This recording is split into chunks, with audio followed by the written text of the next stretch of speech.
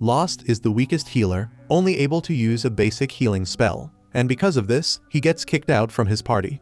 Everyone around him labels him as an ignorant loser, but they had no idea he possesses a hidden power unlike anything they have ever seen. So what will happen when the weakest healer turns out to be the strongest adventurer of all? The story kicks off when this young girl gets stranded, left all by herself after a gang of goblins wrecks the carriage she was riding in. These goblins are about to finish her off, but out of nowhere, this mysterious kid shows up and throws down to protect her. The girl's blown away by how tough this adventurer is. Fast forward a few years, Lost is chilling at the guild when a girl comes up and asks to team up with him. The whole guild stops what they're doing, stunned that anyone would ask Lost of all people to party up. Even Lost himself can't believe it.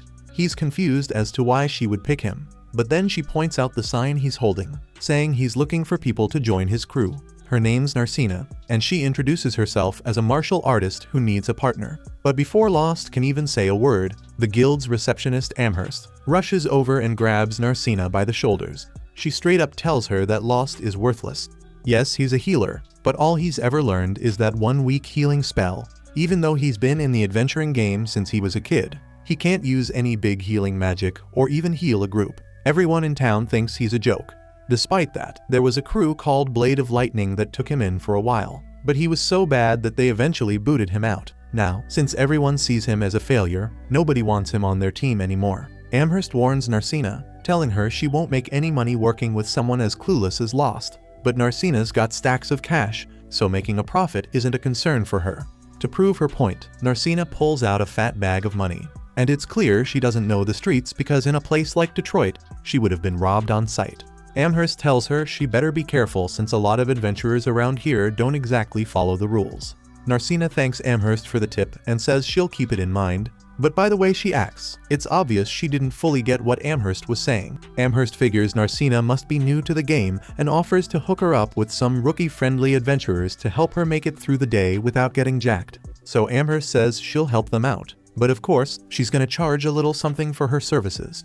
Narcina appreciates it, but she made up her mind a long time ago Lost is the only one she's rolling with. She's sticking to that. Amherst still doesn't think it's a smart move, but since Narcina's dead set on it, she gets the paperwork going to make it official. Narcina's curious about the papers, so Amherst explains they need to sign the registration to get officially recognized as a guild crew. Lost knocks out his part of the paperwork, then asks Narcina to sign her name. She was busy checking him out and gets caught off guard, but she goes ahead and signs. Once Lost covers the commission fee, it's a done deal, they're officially a party. As they roll out of the guild, Lost starts talking to Narcina about the Mardat Labyrinth, cause that's where they're headed next. Turns out, no one's ever explored all the way to the end of the Mardat Labyrinth, so nobody knows what kind of beast is running the show down there or how deep it goes. Naturally, adventurers from all over started trying their luck, chasing the big rewards that might be waiting at the end. All those people coming through helped Mardat grow into the biggest labyrinth city out there. Narcina is soaking up everything Lost says, but she's a little nervous and asks if it's cool to hit the labyrinth right away. Amherst had warned Lost not to drag Narcina into the labyrinth too soon since she's still a rookie, and Lost definitely remembers, but he's brushing it off. Because of all the magic leaking out of the labyrinth, monsters can spawn in different spots around the city. The mountains, forest, wetlands, and plains are all areas where they show up. But out of all those, the plains are the safest since only weak monsters pop up there. Usually, a newbie adventurer would start off fighting in the plains to get a little battle practice. But the area is so big it can be tough to even find a monster to fight. Meanwhile, in the labyrinth, they show up by the dozen. As long as you don't go too deep, the monsters aren't too strong. So Lost figures it's the fastest way for Narcina to level up her skills. Narcina's all in with Lost's plan, so they keep pushing toward the entrance of the labyrinth. But right before they head inside, she's hyped to pull her weight and says she's gonna take point, since fighters are supposed to lead from the front. Now, Lost usually doesn't hang back when he hits the labyrinth, but seeing how excited she is to take charge, he decides to let her do her thing. As they walk through the dungeon, though he starts second-guessing whether Narcina's got the skills to handle herself in a fight. But then she shuts all that down real quick. Turns out, Narcina knows how to throw hands, and she handles a pack of goblins like it's nothing. She wipes them out without breaking a sweat, and Lost is straight up impressed with her moves. After the goblins bite the dust, they leave behind magic stones, and Lost picks them up. He breaks it down for Narcina, telling her adventurers turn these stones in at the guild for cash. She's curious about what the guild does with the stones, so Lost explains that they hold magical energy and get used in all kinds of tools and gear. That's the kind of thing most adventurers know. But Narcina's never been big on book smarts. They end up with 5 stones, and even though goblin stones don't go for much, they'll make enough to cover a place to stay for the night. Lost gives her the option they can call it quits and head back, or they can dive deeper into the labyrinth and earn some more. Narcina's having a blast, so she's all for going deeper. As they move in further, Lost suddenly grabs Narcina and pulls her back. She's thrown off at first, not sure why, but then he picks up a rock and tosses it on the tile ahead. The ground opens up, it's a trap.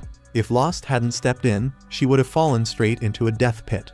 Narcina's stunned and asks how he spotted the trap. Lost explains that the tile was a different shade of gray than the rest, so he figured something was off. She's impressed, but points out that spotting traps is usually a thief's job. She's wondering how a healer like Lost is so sharp with this kind of stuff. He just shrugs it off, saying he's been in the adventuring game long enough to pick up a few tricks along the way. They keep moving through the labyrinth, but before long, they run into an orc wandering the halls. Lost is caught off guard, cause orcs are mid-level monsters. They're not supposed to be up this high in the labyrinth. Narcina, seeing the size of this thing, asks if they should turn around and get out of there. Lost figures they don't need to run. He thinks that between the two of them, they've got enough power to take the orc down, but he's not about to make her fight if she doesn't feel ready. Narcina trusts his judgment and says she's down if he thinks they can win. They get set, and she charges right at the orc. But when her first kick connects, it's like hitting a solid boulder instead of a monster. The orc swings its club, aiming to crush her, but Narcina manages to block it with her hands. The hit's so strong though, it pushes her into a corner with nowhere to go. As the orc winds up for another strike, Lost jumps in, and with one clean stab of his sword, takes the orc down. He checks on Narcina, asking if she's alright. She's amazed and thankful that he saved her, but at the same time, she's wondering how Lost, who's supposed to be a healer, pulled that off. Lost brushes it off, saying he's picked up some fighting skills over the years. But right now, they've still got work to do, so they grab the magic stone from the orc. It's way bigger than the ones they got from the goblins, and since it's packed with more magic, they'll make a lot more money from it. Lost gives Narcina the option to head back to the guild, saying they've made enough cash for the day, and she's more than proved her skills. But Narcina isn't ready to call it quits, yet she wants to keep going. Lost agrees, and by the end of their run, they've stacked up a good amount of magic stones. When they return to the guild, they hand everything over to Amherst, and she's shocked they collected so many stones in just half a day. Then she spots the orc stone, and immediately starts chewing Lost out. She's mad because she specifically warned him not to take Narcina into the labyrinth, especially near the mid-level floors, since she's a beginner. Lost defends himself, saying he didn't take Narcina deep into the labyrinth at all. They stayed on the beginner level the whole time. The plan was to fight goblins, but for some reason, an orc ended up wandering up to the higher floors where they were. Narcina backs up Lost's story, so Amherst believes him. Besides, it's not too wild a tale since there's been a lot of reports lately about high-level monsters popping up in areas meant for beginners. Amherst doesn't know what's going on down in the labyrinth, but she figures it's probably something bad. Not that she cares all that much, she's not getting paid enough to stress over it. Then she asks Lost if he's planning to sell all the gems they collected. Lost says yes, and Amherst's whole vibe switches. She gets way too excited as she starts prepping his payment. Narcina notices how hyped Amherst is about buying these magic stones, and Lost explains that guild staff like her get a big commission when they buy stones from the adventurers they manage. When the money's ready, Lost is floored by how much they're getting, but Amherst reminds him half of that belongs to Narcina. Lost knows, but even his half is like 10 times more than he ever made when he was with Lightning Blade. That's when it hits him Lightning Blade had been ripping him off the whole time. Amherst finds that pretty funny, but Narcina steps in and reminds her that the guild is supposed to step in and settle pay disputes. Amherst says she can help Lost get his money back if he wants. He thinks about it for a minute, but then decides to let it go. He's got a new party now and doesn't want anything to do with Lightning Blade anymore. After Lost leaves, the guild's branch manager steps out. While Amherst is busy counting her money, the manager Handsome walks up and asks if Lost was just there. He wants to make sure Amherst didn't refer Lost to any parties. She tells him no way, she wouldn't dare send that fool to any group. But she mentions that there was one girl who insisted on teaming up with him, so her hands were tied. Meanwhile, Lost and Narcina roll up to an inn, where the innkeeper's daughter greets them. She asks if Narcina is the new girl who joined his party, and Lost says yes. He's a little curious how she already knows about it. The girl explains that word's been getting around. Nobody thought Lost would ever find someone to form a party with. But putting that aside, she asks if they're here to grab some food. Lost is definitely down for a meal, but first he wants to reserve a room, so he heads over to talk to the girl's mom. Mary smiles and asks if they want one room or two, tossing in a little tease about sleeping together. Narcina blushes at the thought, but Lost quickly says they'll take separate rooms. Truth is, Narcina didn't mind the idea of sharing a bed with him, even if she wasn't about to say it out loud. Later that night, they both head to bed. Once Narcina's alone in her room, her mind drifts back to the first time she crossed paths with Lost years ago. He'd saved her from a nasty accident and healed her with that basic healing spell of his. She was so grateful that day. In that moment, she made up her mind she was going to become an adventurer and stick by his side no matter what. Since then, Narcina had thrown herself into training day and night, and when she heard Lost got kicked out of his old party, she rushed straight to the capital to be the first one in line to team up with him. But now, as she lies in bed, she realizes something Lost probably doesn't even remember her. Not that it's surprising. She's changed a lot. She's taller, dresses differently, and even dyed her hair blue. It's like she's a whole different person. And now that she's here, she's seeing that Lost is way more talented than she thought. He doesn't need her protection like she imagined. But even if he never recognizes her, she's still determined to stand by him. Still, she can't help but wonder why people in this city think Lost's some kind of idiot, even though he's really strong. The story flips back to the past, showing Lost in a fierce battle with a Hydra, fighting alongside his old crew. They're getting worked, and the crew's thief is hurt bad. Lost steps up, healing her. She asks him if his healing spell can deal with poison, and he admits it can't. But if he helps her regain her strength, she'll be able to handle the poison on her own. The thief grumbles about it, and their boss snaps, telling them to stop whining and hurry up with the treatment. The thief fires back, telling their idiot leader she's in no shape to fight. The boss turns to Lost and orders him to fix her up. Lost reminds him that he told him to bring some antidote, but the leader was too cheap to buy them since they cost a fortune. The leader flips it on Lost, blaming him for only knowing basic healing spells despite being the team's healer. He then calls on Armia, the magician, who's frozen in fear, to hit the Hydra with some magic. She snaps out of it and hurls a fireball at the beast, but it doesn't do a thing. The leader, frustrated and thinking his whole crew is useless, realizes they're in over their heads. He bails, shouting for everyone to retreat. Armia takes off after him, and Lost helps the thief Saberia escape by lending her a shoulder. The next day, Lost gets blamed for the mission's failure and gets kicked out of the group. Saberia tells him it's all because of him that they couldn't take down the Hydra, but Lost fires back, saying it's because she and the leader were too hyped up, stayed up all night, and couldn't perform at their best. The leader, feeling called out, asks if Lost is blaming them. Lost says he's not, but they turn to Armia for backup.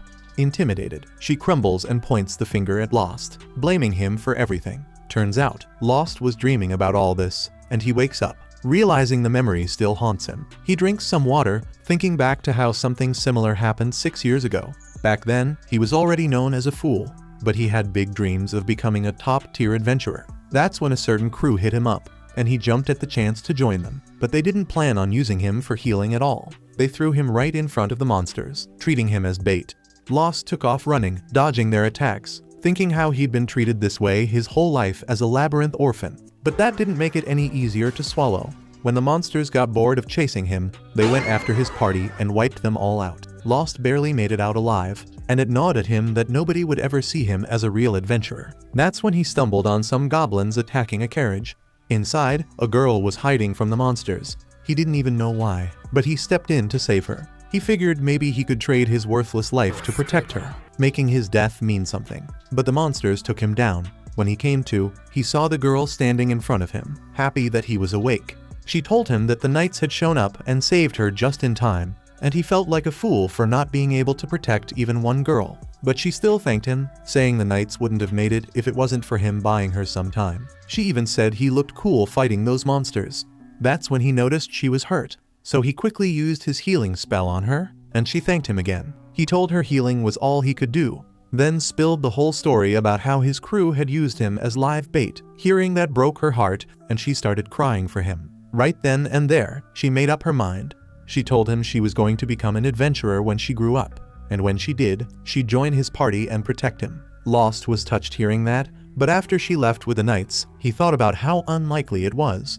She probably came from some noble family, so the idea of them teaming up one day didn't seem real to him. But her words gave him a spark of hope, and he decided to give the adventuring life another shot. He found some mentors to train him in sword fighting and magic. While he only had his healing spell as a healer, he mastered a bunch of other skills. After his training, he finally found a new crew to roll with the blades of lightning. He figures it makes sense for him to be dreaming about all that. Lost knows he wouldn't be where he's at today if it wasn't for that girl's words back then. If he had quit being an adventurer, he never would have crossed paths with her again. As he's lost in thought, Narcina knocks on his door, asking if he wants to grab breakfast together. He agrees, and they head out to eat. Next, the scene cuts to them in the labyrinth. Lost says they're heading down to the lower levels today. Soon after, they find themselves on a labyrinth floor with a teleportation circle. Narcina is excited, saying she's never seen one before. Lost explains that not every labyrinth has these circles, and a magician put this one here after the place was discovered. But even he doesn't know much more about it. Narcina gets hyped, thinking they can use it to go anywhere, but Lost sets her straight. He tells her they can only jump to another teleportation circle. They'll need one on the other end to exit. Narcina sighs, thinking it would be way easier if they had a circle back in the city. But then she figures maybe they didn't place one there because monsters could swarm the city. Lost tells her that's not the issue, monsters can't use these circles, but the knowledge to make them was lost hundreds of years ago, so they can't create any new ones. They step into the teleportation circle and jump to the middle levels. Lost warns Narcina that the monsters here are tougher than the ones they fought before, so she needs to stay sharp. The scene shifts to them in battle. Lost handles his share of monsters, but when Narcina tries to hit one, her punch slides right through it. Lost explains that it's a lick, a monster made entirely of spirit energy. Physical attacks won't do a thing against it.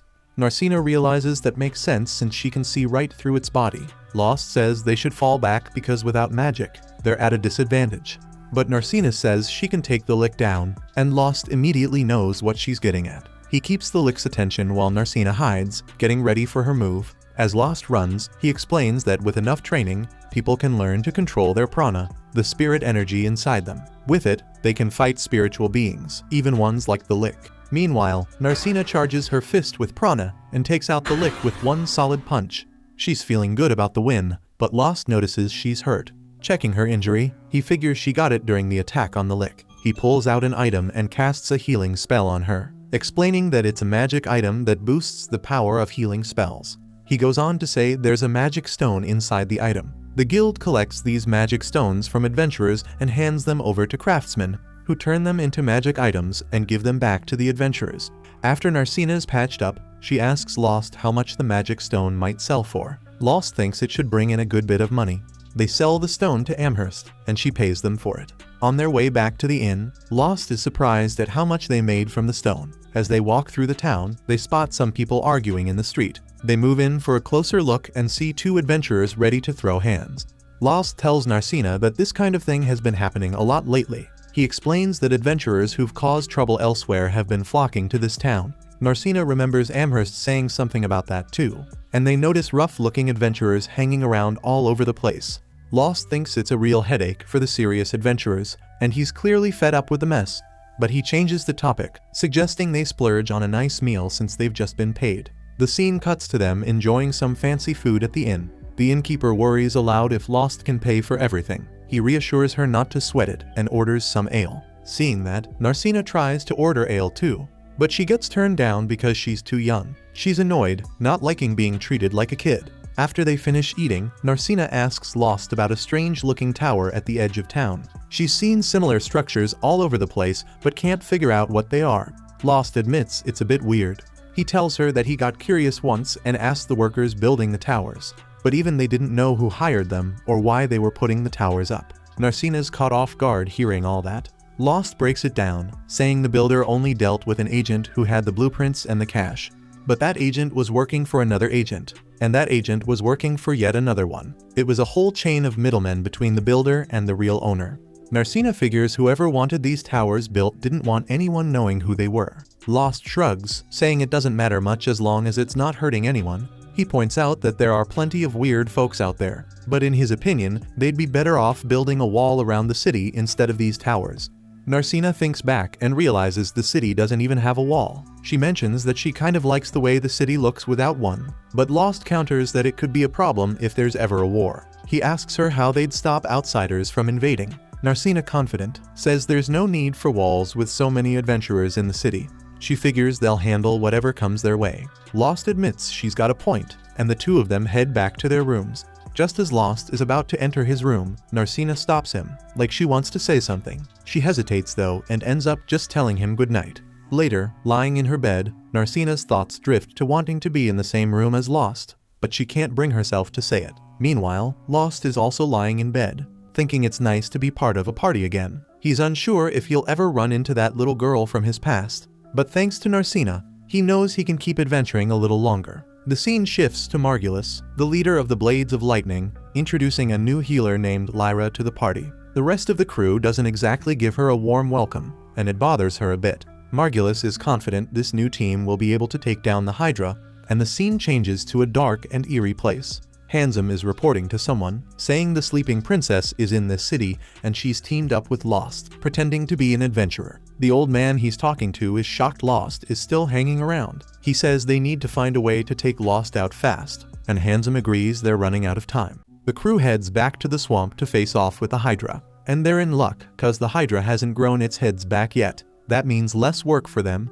Margulis wastes no time, comes up with a battle plan on the fly, saying he and Lyra will hit from the front, Armia will back them up with magic, and Saberia will creep up from behind. Margulis is about to charge in when Lyra throws up her hands, calling for a timeout. She's no fighter, she's a healer, and there's no way she's stepping up on the front lines. Margulis looks at her like she's speaking a different language. Lost used to fight up front with them all the time. Lyra's in shock, asking how they made their old healer fight in the front lines, but Saberia remembers Lost never seemed to mind. Matter of fact, Saberia chimes in, Lost landed some solid hits and was even the one who chopped off one of the Hydra's heads. Lyra's not buying it, but Margulis ain't expecting her to pull off moves like that. If she says she can't fight in the front, he's cool with it, but he checks if she can cast the detoxify spell to deal with the Hydra's poison, and she's good for that. Margulis calls out for everyone to get in position. They're taking the Hydra down today. Meanwhile, back in town, Lost and Narcina roll in from their latest labyrinth run, and Amherst is happy to see they've brought more gems for her to sell. But she gives Lost a heads up, telling him not to push Narcina too hard since she's still new to the game. Lost reassures her he's watching out for Narcina, keeping their fights under control. Amherst is glad they're playing it safe, but she reminds him there's only so much two people can handle. She suggests Lost and Narcina think about adding more folks to the party to lighten the load. Lost agrees having more people would make life easier, but in the end, he decides it's not worth the headache. Him and Narcina are making good money as is. Amherst can't argue with that.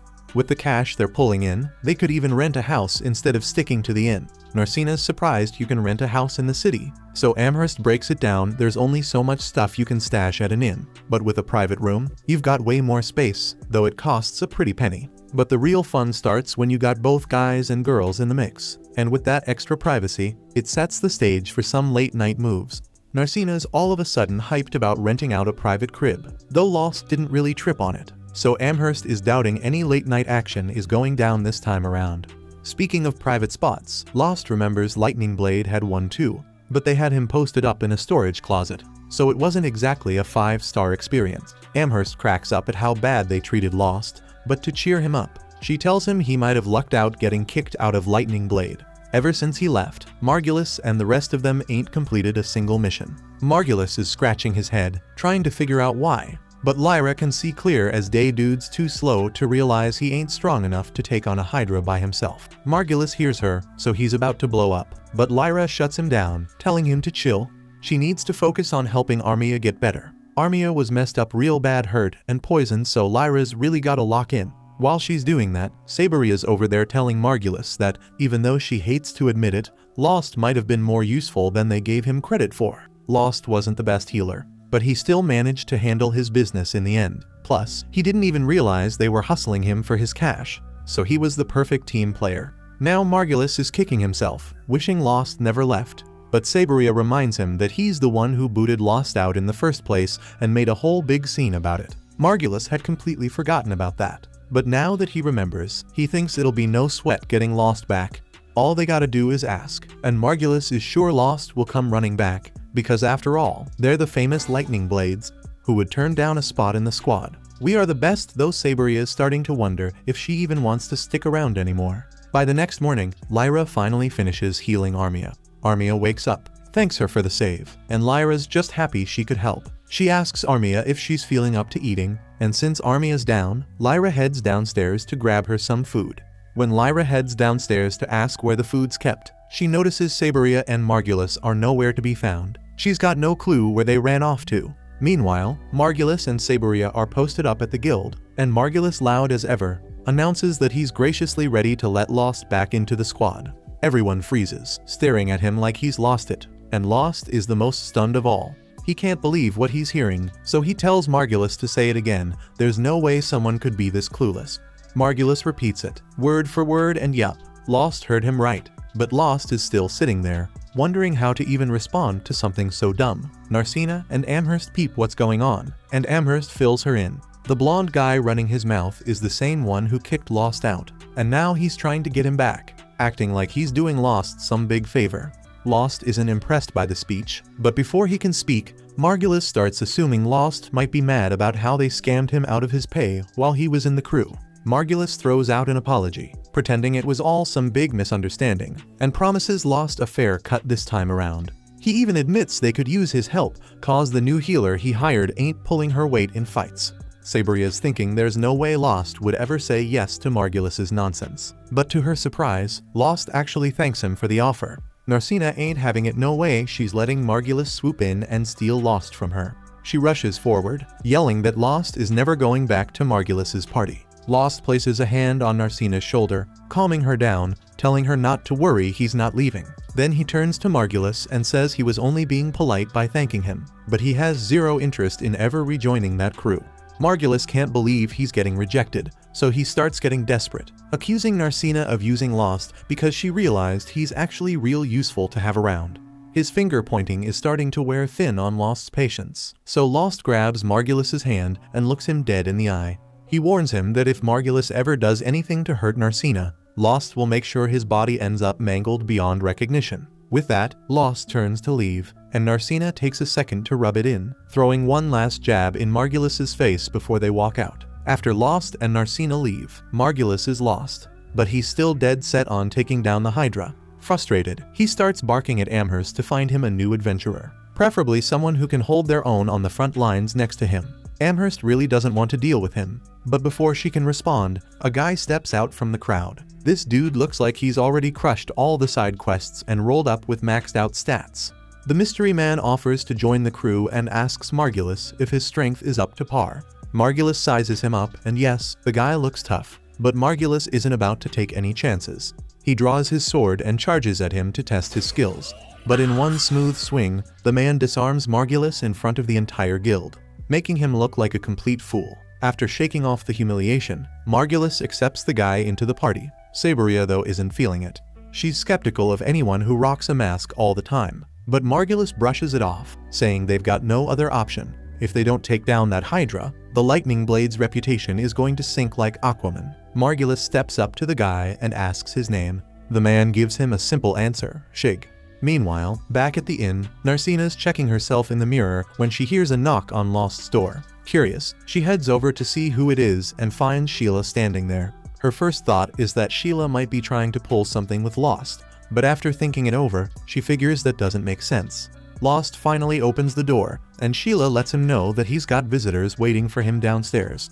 Lost is surprised but decides to go check it out. When they get downstairs, Lost and Narcina meet up with Armia and Lyra. Armia's feeling guilty for dropping this on him so suddenly, but she asks if Lost could help them out just this once. Margulis is still planning to take down the Hydra and even brought in a new warrior to back him up. But Lyra isn't convinced they've got what it takes to win without Lost's help. For starters, Margulis is still too hard-headed to buy an antidote potion because he's too cheap. He's not going to realize how reckless he's acting until somebody ends up dead because of his stubbornness. Armia knows it's way too late to fix things with an apology, but she admits Lost's strength saved them last time. If he hadn't cut off that Hydra head in their last battle, the whole squad would have been wiped out. Lost doesn't think he did much, but Lyra reminds him how bad the party struggled against a Hydra that had already lost 2 heads. If that thing had been at full strength, they'd be toast. Lost asks Armia straight up what she's looking for him to do. Armia stands up and says she wants Lost to fight alongside them again. She believes they've got a real shot at taking down the Hydra if he's there. Basically, she's asking him to rejoin Lightning Blade. But Lost already went through this mess with Margulis earlier, and his answer's still the same. Narcina's confused about why Armia is so eager to help Margulis out, given how tough all this must be on her. Armia admits yes, Margulis has a ton of flaws, but at the end of the day, he's still her party member. Narcina's fuming when she hears that, cause Lost was her party member too. But Armia didn't lift a finger to support him when he was getting treated like trash. Armia starts breaking down in tears and apologizes to Lost. She explains that back then, she was too scared to stand up to Margulis, afraid she'd get kicked out of the squad too. She's new to the adventuring life and doesn't know any other parties to join. But now she sees how wrong she was, and how wrong Margulis was for how he treated Lost.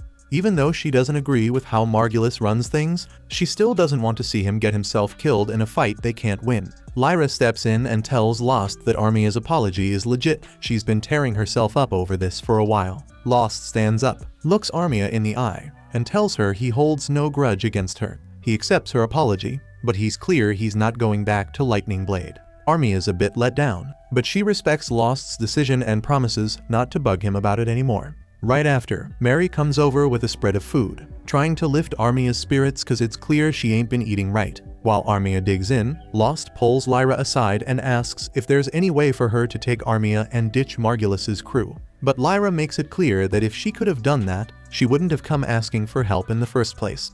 Lost knows how Margulis treats people, so he straight up suggests Lyra leave his party too.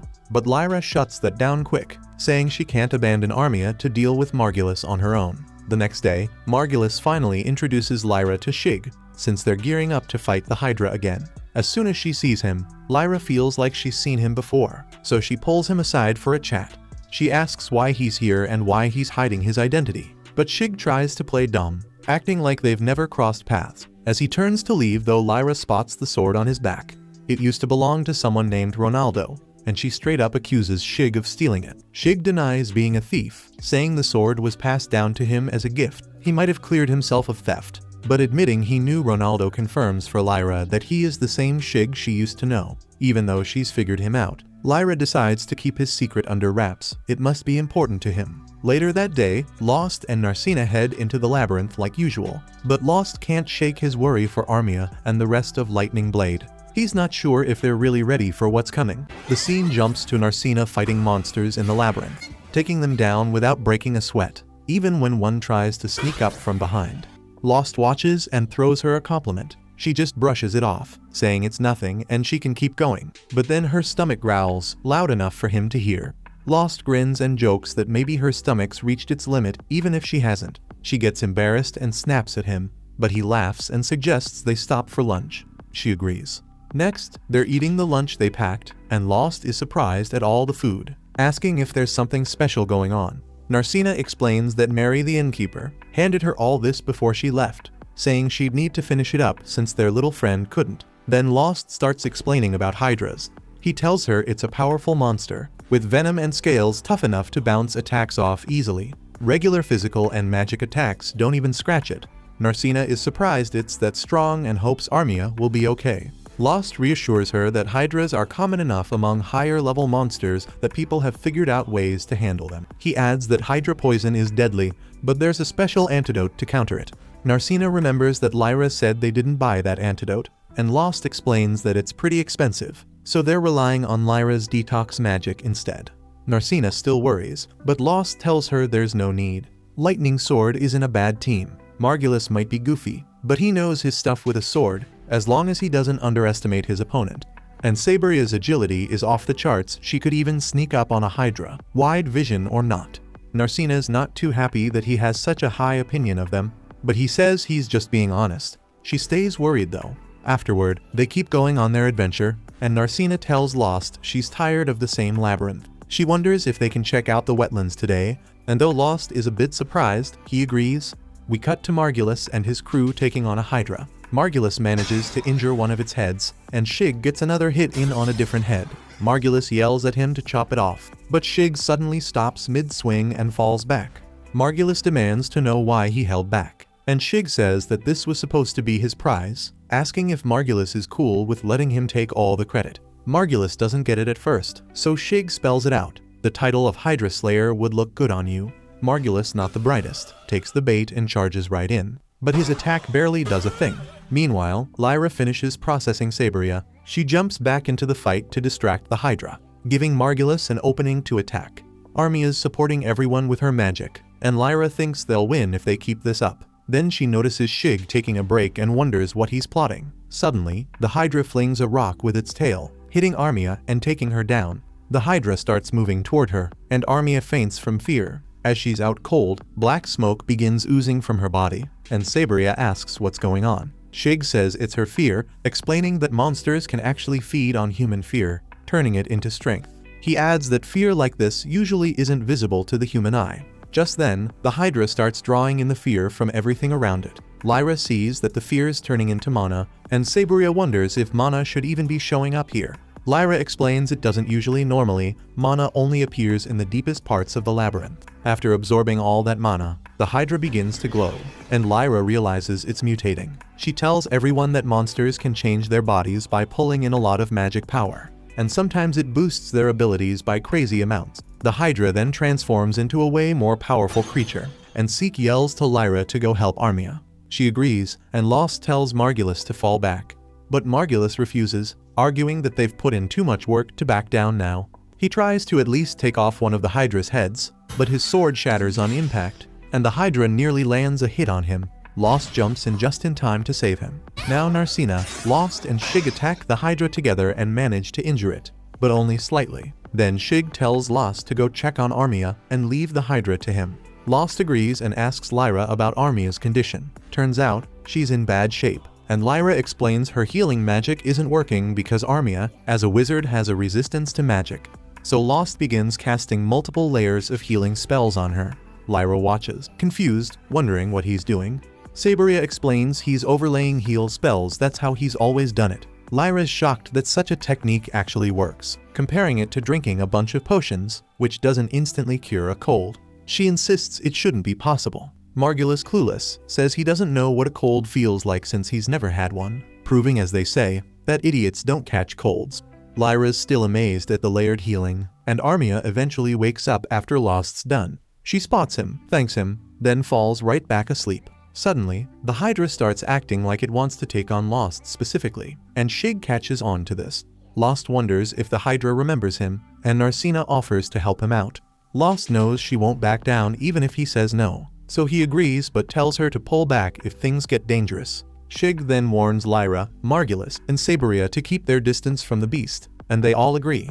Lost and Narcina launch their attack, and Shig manages to slice off one of the Hydra's heads. Margulis, surprised, wonders why Shig's sword didn't shatter like his did. Lyra explains it's because Shig has a magic sword. Margulis, shocked, realizes these magic swords are legendary weapons known for their great power. He can't believe Shig actually owns one and wonders who he really is. Narcina charges in to attack the Hydra, but she slips, and the Hydra flings her high into the air. She crashes down, knocked out cold. Lost realizes that the Hydra is looking to face off against him solo, using Narcina as a hostage to make sure no one else interferes. Saberia is shocked, wondering how a monster could be so smart. Lyra explains that mutated monsters can sometimes have advanced intelligence. Lost tells everyone to stay back while he faces the Hydra head-on. But after a rough battle, Lost ends up defeated, struggling to get up. Lyra shouts at him to keep going, and he tries to reach for his weapon, but then passes out. Suddenly, something shifts in him. He gets back on his feet, glowing with a powerful blue aura, and the others are totally stunned, trying to figure out what's going on. Out of nowhere, Lost grows a horn and starts slashing through the Hydra like it's nothing. After he takes it down, he collapses. The scene cuts to him waking up to Narcina calling his name. He's relieved to see she's okay, and she tells him that Lyra had an antidote ready, so she's fine now. Lyra points out that it wasn't cheap and that she's going to bill them for it later. Lost looks over and notices Armia is still asleep. He's relieved to find out she's not in any danger.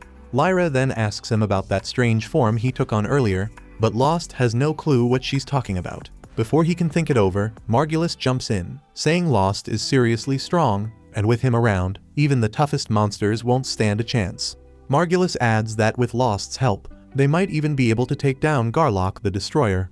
Lost tries to remind him that he turned down joining their party, But Margulis waves it off, saying money won't be an issue. They can split the magic stones from the Hydra between him, Saberia, and Lost. Margulis decides that since the two newcomers didn't help, they get nothing. And as for Narcina, since she's just Lost's sidekick, he suggests Lost just finds a way to keep her happy. Lost brings up Armia's situation, and Saberia bluntly says she's not useful anymore. There's a chance she may never wake up, and Margulis throws in the idea of selling her to some noble with pervy tastes. Lost gets mad, but before he can even react, Narcina clocks Margulis with a solid punch. He's stunned, can't believe what just happened. He quickly reminds her that the guild doesn't allow adventurers to fight each other, and warns her that she could get kicked out for breaking the rules. He turns to the others, trying to get witnesses, but they all act like they didn't see a thing. Saberia steps up and says she saw everything, and will report it to the guild. Then Shig chimes in, saying he also heard something about someone planning to sell Armia to some creepy noble before she woke up. He points out that trafficking's a major crime, so they'll need to take Margulis and Saberia in. Margulis is shocked, asks Shig who he really is. The scene cuts to the guild, where it's revealed that Shig is actually Zeg, an elite adventurer straight from the Royal City's Adventurer Guild.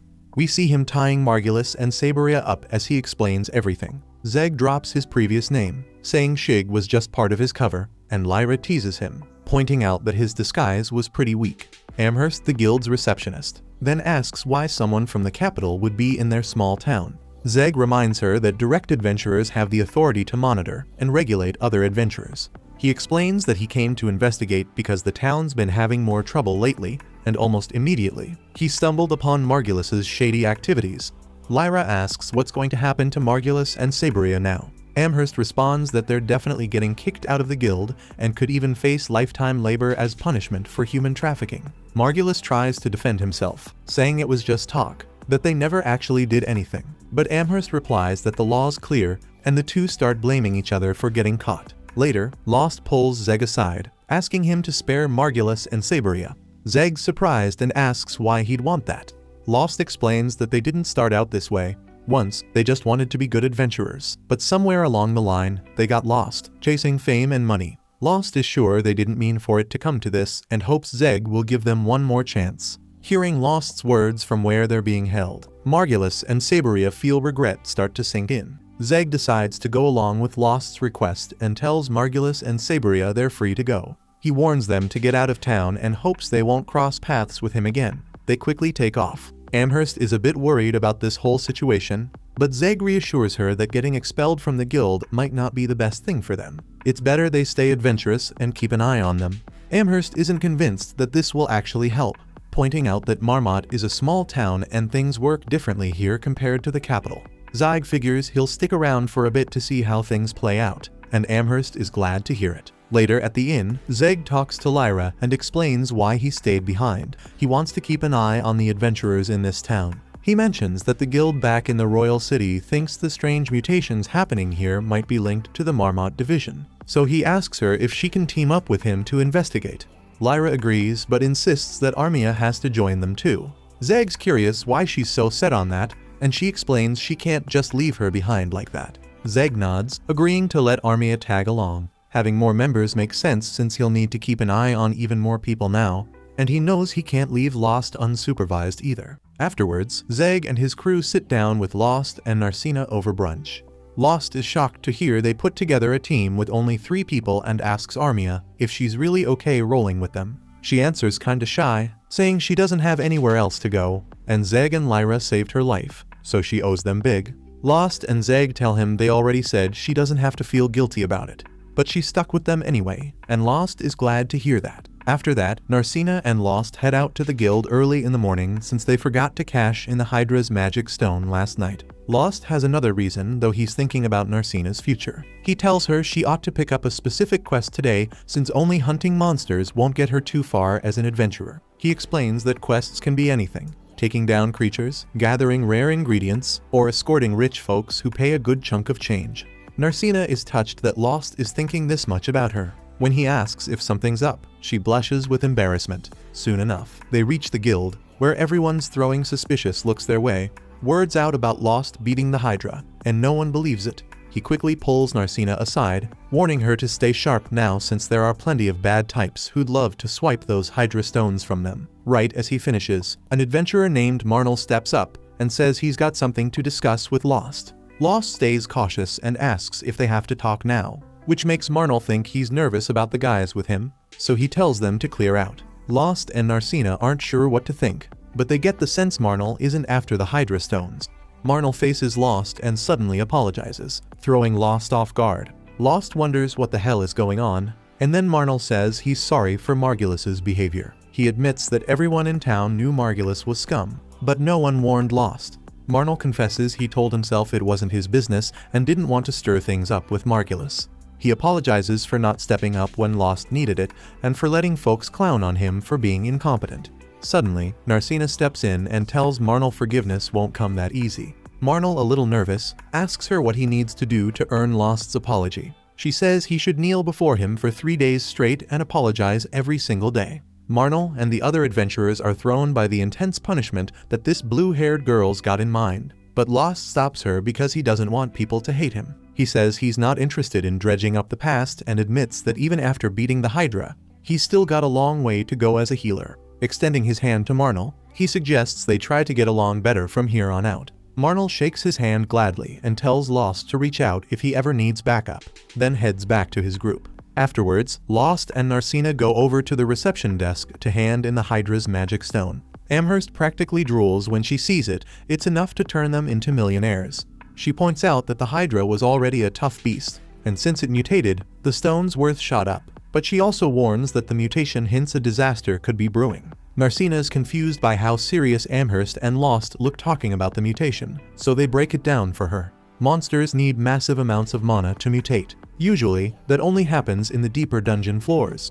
If it mutated on the surface, that means something unnatural is causing a mana surge up top. Amherst says other adventurers have reported similar issues, and things might be getting dangerous.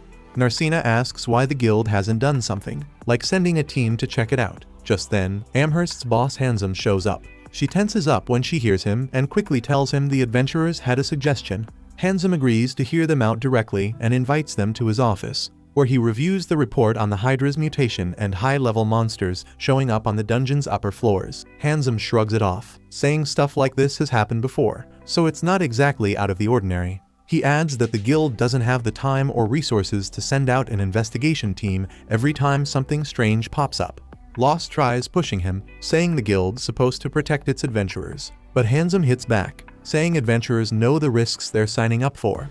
He even tells Lost that if he's so scared of monsters, he should get out of town. When they step out of the office, Narcina's boiling over, letting out all the frustration she built up in those 5 minutes with Handsome. She snaps, asking who the hell he thinks he is telling Lost to leave. Amherst tells her that he's the top dog around here, at least for now.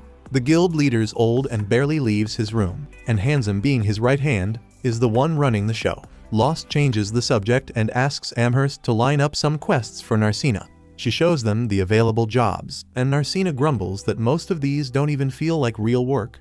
Amherst flicks her forehead, saying as long as it brings in money, she shouldn't get picky about the type of job. Lost finds a quest to hunt down a phoenix near the teleportation circles in the dungeon. Narcina jumps at it, saying they'll take it. Amherst warns her to hold up, pointing out that with just a healer and a martial artist, they don't stand a chance against a flying creature. Right away, Lost and Narcina think about teaming up with Zeg's crew, so they head straight over to their base. Zeg and Lyra are on board, but Army is hesitant, thinking Lost probably wouldn't want to work with her after everything that went down. Lost reassures her, saying she's already forgiven, so she shouldn't worry about it. With everyone on the same page, Zeg heads to the guild to sort out the paperwork, while the others go to the market for supplies. Lost tells Narcina they need to pick up potions to handle burns from fighting the Phoenix. She's impressed, saying he knows his stuff, but it also makes her feel a bit inadequate. She starts spacing out in the middle of the road, and out of nowhere, a girl sneaks up behind her and grabs her. Narcina breaks free and swings a punch at the redhead, but the woman flips and dodges her with ease. Narcina's shocked when she realizes the mischievous molester is actually Ralma, a veteran adventurer, and an old friend of her dad. She puts 2 and 2 together and figures out her dad sent Ralma after her, worried about his daughter running off. Just then, Lost shows up, and both he and Ralma look stunned to see each other. They go way back. Lost greets her respectfully, calling her master. which leaves Narcina totally confused. They all go to a nearby restaurant, where Lost explains he trained under Ralma for a bit. Narcina mentions that her dad and Ralma are friends, and her dad sent Ralma to check on her. Then Ralma tells Lost to give her and Narcina some space since there's personal stuff she needs to discuss. But Lost refuses, saying he's in Narcina's party, so he's got a right to know what's going on. He also suspects Ralma might try to drag Narcina back by force, and he's not about to let that happen. Ralma smirks, taking it as a challenge, and asks if he really thinks he can stop her. She fires off a small flame at him, but he dodges with perfect timing. Ralma's impressed by how much Lost has improved and agrees to let him stay. She turns to Narcina and asks why she ran off from home. Narcina insists she didn't run away. She says she left in a rush, so she couldn't say a proper goodbye, but she left a note saying she was going to find Lost. Both Lost and Ralma are stunned by this, and Ralma pushes further, asking her why she came looking for him. Narcina falls silent, hiding her face, too embarrassed to admit she'd been having her dad's men spy on Lost. When she found out he got kicked from his party, she raced out to be by his side. Lost tells Narcina she should go back home and work things out with her dad, but she's worried he won't let her come back to Lost's side. She's holding back tears, so Ralma steps in, saying her dad isn't against her being an adventurer, he was just worried about her running off without a word. Ralma promises to talk to her dad, making sure he knows she's safe with Lost. Then, Ralma sends Lost off to grab some drinks and starts nudging Narcina about what's really going on between her and Lost. Narcina starts talking about how amazing Lost is, but then tears up, feeling she's nothing but a burden to him. Ralma reassures her, saying she's definitely made a difference. Lost wouldn't have dared to stand up to her before, but now he's stronger and more confident. Ralma tells Narcina she's had a real, positive impact on him and encourages her to keep spending time with him. Later that night, Ralma stood in front of the guild building, wondering what the old guild leader Mist was planning. The next morning, everyone prepares to face the Phoenix. Sheila gives Lost some food and, worried about him, tells him to be careful. Narcina suddenly appears, takes the lunch bag from Lost, and tells Sheila, "Don't worry, I'll be by his side," and that makes Sheila worry even more. Then they leave the town. The scene then cuts to Lost and the others landing on the middle floors of the labyrinth. Narcina's pumped up to face the Phoenix, but the creature doesn't appear. She was expecting it to charge at them right when they stepped in. But Lost tells her it's too cramped here for the Phoenix to make a move. Narcina starts to wonder about the size, and Lost explains that phoenixes come in all sorts of sizes, but none of them could squeeze through this narrow passage to reach this spot. They keep moving forward, and Zeg mentions that flying creatures don't usually vibe with tight spaces. If they had their way, they'd be somewhere wide open with plenty of room above. Soon, they stumble into a huge open area, and Lyra is sure the Phoenix is here. She points out this is a new path that's barely been explored, which has adventurers thinking there might be hidden treasure around. But the Phoenix is blocking the way forward, so some adventurers have put out a job to take it down. Lost spots scorch marks on the nearby pillars and figures the Phoenix must be around. He tosses a rock forward, hoping to lure the Phoenix out, knowing it's a territorial creature. Sure enough, the Phoenix appears from a portal above, sweeping through the room in a flash. The scene cuts to the Adventurers Guild. Ralma walks in, catching the eye of Amherst, who's quick to greet her with all the charm in the world. Ralma notes that this guild feels welcoming to adventurers, and Amherst agrees, saying they only exist because of the adventurers.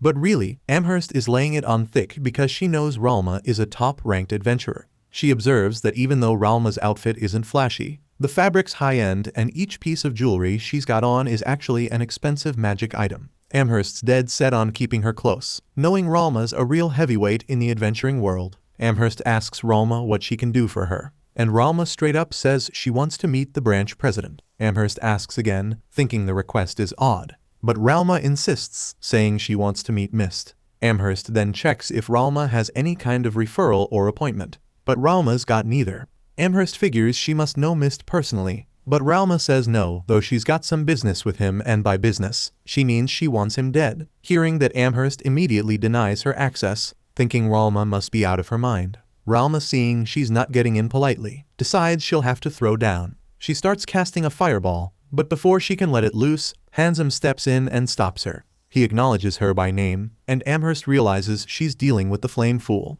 Handsome lets Amherst know that if Ralma's serious, she could burn the whole building to the ground. Ralma's relieved someone with authority finally showed up. Meanwhile, back in the labyrinth, the Phoenix keeps flying around. making Narcina think her punches and Lost's sword aren't going to do much here. Lost mentions it might have been smart to bring a bow, but Narcina's not too worried since the phoenix isn't attacking up close. Right then, the phoenix hurls a fireball at Narcina, and Lost pulls her out of the way just in time. He warns her that the fireball is the phoenix's nastiest attack, and Narcina thinks it's far from fair.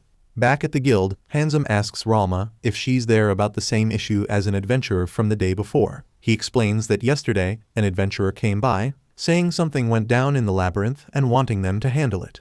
Ralma asks what he told the guy, and Handsome says he told him to leave town if he's too scared to go into the labyrinth himself. Ralma makes it clear her business is different, and she comments that it's been a while since she's been in Marmot, but the place seems overrun with thugs now. Handsome says they're concerned too, but Ralma thinks they're behind it and asks why they'd let things get this way. She doesn't know what's going through their heads, but she's certain they're plotting something. She points to the new pillars scattered around town, wondering what's up with those. Handsome tells her he's just as clueless and insists it's got nothing to do with the guild. Ralma doubts him, thinking he's playing dumb. He asks if she's got proof linking the pillars to the guild, but Ralma says it's a gut feeling. Handsome laughs, calling her theory a stretch. Ralma says for a city of the labyrinth, the Adventurers Guild holds absolute power, and the branch president is practically the city's king. But he's acting like he doesn't know what's going on, which doesn't sit right with her. Handsome reminds her he's only the president's right-hand man, but she knows he's just pretending. He tells her if she's got a problem with how things are run, she should hit the road. Ralma's convinced there's something fishy here, noticing that anytime an adventurer questions the guild they get told to leave. She suspects they're trying to keep folks from sticking around, and Handsome asks what she thinks their angle is. Ralma figures something huge is about to go down, something that might need a bunch of expendable adventurers. She's pretty sure it'll look a lot like a labyrinth rampage, where casualties won't raise any eyebrows. The scene cuts back to the labyrinth, where the phoenix is going wild, firing off flames everywhere. Zeg sees the room turning into a furnace and realizes this won't end well. Lyra notes that handling the heat's going to be tough, but the real problem is the air. The fire's burning up all the oxygen, and they won't be able to stay much longer. Lost catches on that the phoenix is trying to force them out to defend its turf, and Narcina remarks that monsters are supposed to attack humans on sight, not try to scare them off. Lost says the phoenix needs to know it can't take on all 5 of them alone. Sure, monsters might not be thinkers, but this one has got to follow its instincts. Zeg says they've got no choice but to throw down now and asks Armia if she can work some water magic. She mentions that she can, so he tells her to aim for the phoenix's wings. He explains that those flames on its wings are basically like feathers, so if they can douse them with water, it'll drag the beast down, and then he can finish it off with his sword. Armia hesitates, worried it'll take time to cast her spell, but Zeg reassures her, saying he'll protect her until it's ready. Narcina jumps in, promising to help keep her safe too, which boosts Armia's confidence. With their support, she decides to go for it. Zeg, Lost, and Narcina then move in to keep the phoenix distracted while Armia starts casting. Lyra watches, knowing that this is a big deal for Armia, especially with her past holding her back. She hopes Armia can find the strength to trust her teammates, believing that if she can, she'll be a solid adventurer. Armia finally fires off a small water arrow at the monster. It works. The phoenix is dragged lower, and Zeg strikes, but the hit isn't deep enough. The monster rises again, but Lost feels like they have a real shot if they can keep this up. Meanwhile, back at the guild, Handsome is thinking the labyrinth's rampage sounds bad, but he's not too worried. It doesn't usually happen. Ralma points out that it could explain a lot of the weird stuff around town lately. She's especially concerned about the monster mutations, mentioning that the mana around the labyrinth is through the roof. Back in the labyrinth, we see the phoenix changing, growing bigger as its flames shift from orange to blue. Narcina, thinking mutations are supposed to be rare, and Lost's right there with her, saying it's not normal to run into them twice in a few days. Armia gets freaked out by the mutated monsters, wondering why they keep showing up around her, and Lyra tries to chill her out, but Armia's too far gone for words to help. Lyra's worried this could get bad. If Armia lets fear take over again, that'll just make the monster stronger. She knows Armia has to shake off the fear now, or she'll miss her chance to grow, but Lyra's stumped on how to help. Just then, the phoenix charges at Armia, and Lyra yells for her to dodge, but Armia's frozen in place. The phoenix fires a fireball, but Zeg slices through it and saving her. The phoenix keeps hurling fireballs, and Zeg cuts down every single one, telling Armia they need her help to take this thing down. Lyra reaches out to her, and Armia finally steps up to join the fight. She asks for a second to get ready, and they give her space. Meanwhile, Ralma's left the guild. She's thinking she never expected them to be upfront. She heads over to the stone pillars around the city, using her fire magic on them, realizing these aren't just any stones and wondering what they really mean. Back in the labyrinth, we see Narcina landing a punch on the phoenix, but it barely phases it, and her hand catches fire. She manages to put it out just as the phoenix attacks her, but Lost steps in, only to have his sword start melting from the heat. Army is gearing up to cast another attack spell, and Lyra helps her by healing her stamina, knowing it's tough to pull off back-to-back attack spells. Armia fires off an ice arrow, hitting the phoenix and knocking it down from the sky. Although it quickly regains its wings, Zeg's ready to take it head-on, but Narcina punches it back down, giving Lost the chance to finish it off with a strike from his knife. After they take down the phoenix, Lost gives Armia props for a job well done, saying it was her magic that sealed the deal. Everyone backs him up on that. Armia is so touched that she starts tearing up, thanking everyone for the support. She picks up the magic crystal from the monster, and while everyone else is celebrating, Lyra leans over to Zeg, saying Lost didn't transform this time.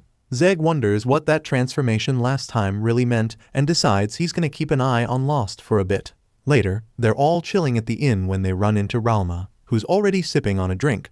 She asks if they managed to take down the phoenix, and they're curious how she even knows about it. Ralma laughs, saying she got a chatty girl to spill the story for a little cash. Seeing their relaxed faces, she figures they really did beat the monster. She then teases them, saying they ought to use that reward money to buy her dinner. But Lost knows she's got her eye more on the drinks than the food. They all sit down for a meal, and Narcina mentions that she never knew food could taste this good before coming here. Ralma rolls her eyes, saying this meal's nothing special, and even the meat's plain and tough. Sheila, the server, overhears and isn't too happy about it, leaving with a huff. Ralma chuckles and tells Narcina to savor the soup since she won't get anything like it back at the mansion. Hearing Mansion throws the others for a loop. Realizing Narcina hasn't shared her background, Ralma spills that Narcina is actually the daughter of the Earl of Anelstria. Everyone's stunned, and Lost finally connects the dots. She's the same girl he saved back then. Meanwhile, Handsome is giving Mist the lowdown on that mutation they saw, and he mentions Ralma's in town too. Mist decides he's going to need his disciples' help with whatever's coming next. The next day, Lost and Narcina roll into the guild, ready to trade that Phoenix magic gem for some serious cash. But when Amherst lays out the payment, Narcina's face twists up.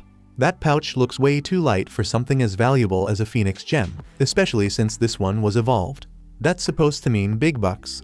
Narcina's thinking Amherst is trying to pull one over on them, handing out crumbs instead of the feast they're owed. But Amherst, while she loves her coins, isn't about stealing. She calmly tells Narcina to check the pouch herself because what's inside is worth every bit of that gem. Sea guilds usually pay adventurers with silver coins, but we're talking hundreds of thousands of silver coins for this gem. Nobody's walking around with that weight in their pocket, so Amherst swapped it out for gold coins, making the whole deal way easier to carry. Narcina takes a peek and sure enough, Amherst wasn't lying. She's left speechless, fumbling for words. Lost steps and says take the coins already, and hands Amherst her cut without making a fuss. Amherst takes her fee with that smug grin of hers, but as she's heading out, she notices Lost is quieter than usual. Before leaving, she shoots Narcina a look asking if something's up between the two of them. Outside, Narcina catches up with Lost, and they plop down for a snack. Lost isn't saying much, so Narcina takes the lead. She's got something on her mind and asks him outright how about renting a private house with her now that they're loaded. Lost, caught off guard, stares at her, but Narcina's got her reasoning locked down. With the cash they've got, it makes way more sense to rent a house than to keep blowing money on hotel stays. She's even done her homework, checked the housing market, and figures they could even buy a place if they wanted.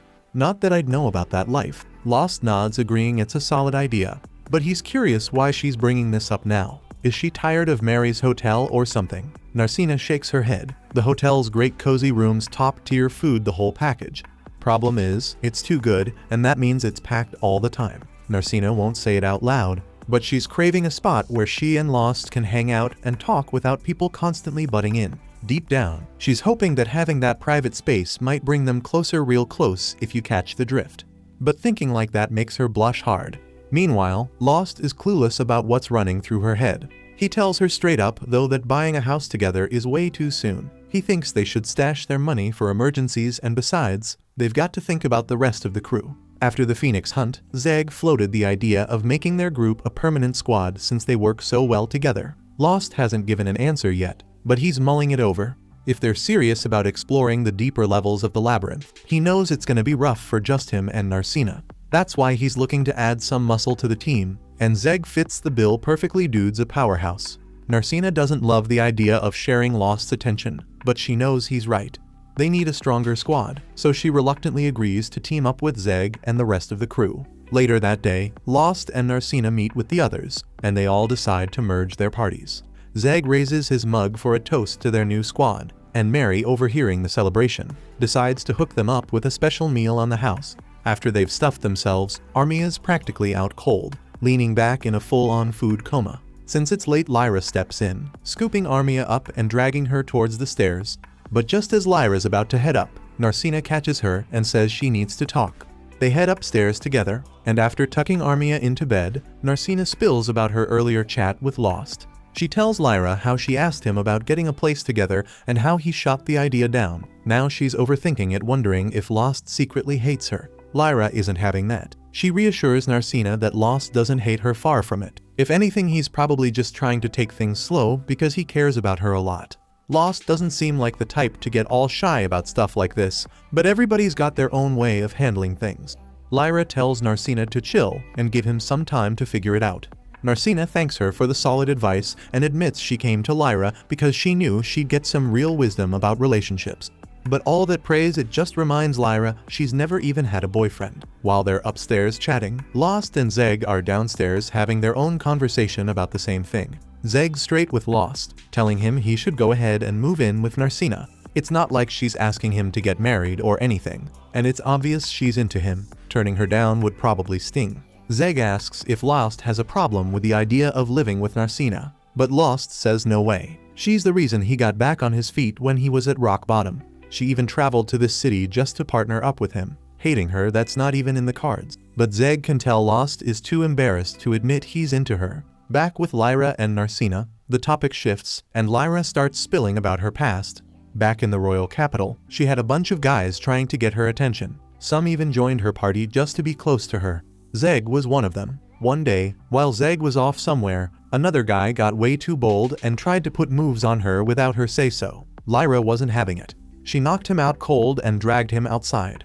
She was ready to let it go, but when Zeg found out, it was a wrap. He threw the guy out of the city and then disappeared himself. Lyra never knew what was going through Zeg's head back then. But at the same time, Zeg's opening up to Lost about the whole thing. He explains that he was mad at himself for not being there to protect Lyra, and after that, he didn't know how to face her. He left the royal capital and over time, ended up here on a mission. Running into Lyra in this city, that was the last thing he expected. And not only was she here, but she was also willing to team up with him after hearing about his mission. He couldn't believe it, especially since he thought she must have been mad at him. Thing is, Lyra was never angry at him. She was hurt that he disappeared without saying a word. Ever since then, she's been stuck wondering how Zeg really feels about her. Sheila walks into the room and cuts right to the chase, telling Lyra that if she's this worked up, she must have feelings for Zeg. Meanwhile, downstairs, Zeg apologizes to Lost for making him sit through his story. But he's not dropping the main topic and asks Lost again why he turned down Narcina's offer to live together. Lost admits he's not against the idea. Honestly, it felt good hearing her say she wanted to live with him. But before making any moves, there's something he needs to confirm. Right then, Amherst rolls into the inn, looking for Lost. She's got the investigative report he asked her to pull together. Zeg's caught off guard because he didn't know the guild offered private investigations. But Amherst explains this isn't guild business, this is something Lost hired her to do on the side. Amherst checks if it's cool to share the details with someone else at the table. Lost says it's fine. He trusts Zeg. So Amherst starts laying out her findings about Narcina. Turns out, Narcina is the only daughter of the Earl of Enelstria. Normally, she and her future husband would inherit her father's title. But one day, she dropped the bombshell that she wanted to become an adventurer. Now, nobles turning into adventurers isn't unheard of, but no parent wants their only kid signing up for a life or death job. At first, the Earl was totally against it, but then something wild happened. Narcina woke up one morning, and her hair had turned blue overnight. That's part of why Lost didn't recognize her right away. He knew her hair color had changed, but he never guessed it happened literally overnight. Nobody knows what caused it. But when it did, the Earl suddenly stopped fighting her decision to be an adventurer.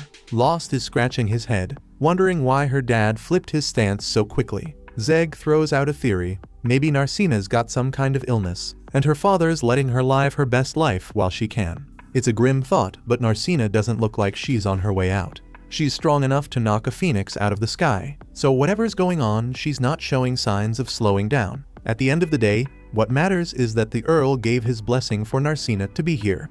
That was the thing Lost needed to know before he could decide about living with her. Lost didn't want to doubt Narcina when she said she had her father's permission to be here, but there was always that slim chance she was lying just to stick close to him. He had to be sure she had the green light from her family. After Amherst gets her payment, she bounces. She's not about to hang around for the rest of this talk. Once she's gone, Zeg asks Lost what he would have done if it turned out Narcina's dad wasn't cool with her adventuring. Lost says his first move would have been telling her to go home for a bit and try to work things out with her parents. And if that didn't work, he'd still back her up however she needed. But at least that's not something he has to worry about now. Meanwhile, upstairs, the girls are piecing together the story. Narcina's not just any adventurer, she's the daughter of an earl. Despite that she trained her heart out, left her whole life behind to follow Lost after hearing he got booted from his old party, and even had the guts to ask him to live with her. They're all blown away by how bold Narcina is with her feelings. Lyra, on the other hand, wishes she could be that brave, so the girls hatch a plan to help her out.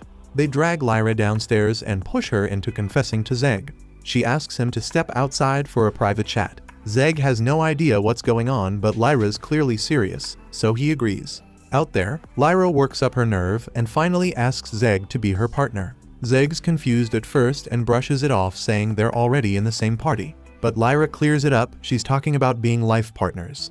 That's when it clicks for Zeg that she's talking about romance. The girls are huddled by the door, low-key spying, waiting to hear what Zeg says. But he's completely flustered and can't give her an answer on the spot. He tells her he needs time to think about it. Lyra's disappointed, she just laid her heart out, and all she gets is "I'll think about it." But then again, she knows Zeg isn't the kind of guy who's quick with decisions like this. She figures he needs time to process and decides to be patient. The girls are thrilled things didn't fall apart between Lyra and Zeg, but just as they're celebrating, Lost turns to Narcina and asks if she's free tomorrow. He's got something important to talk to her about. Down in the labyrinth, a crew of rookie adventurers gets caught slipping and Orc spots them on one of the upper floors.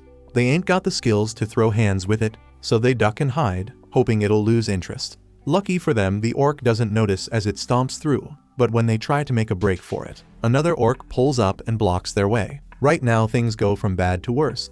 The first Orc starts doubling back, and if they don't move fast, they'll be boxed in on both sides.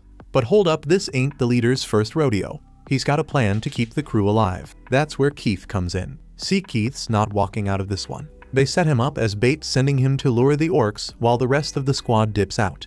Keith, poor guy's about to take one for the team. Meanwhile, back in town, Lost and the squad are posted up at breakfast. But Narcina was out of it, barely touching her food.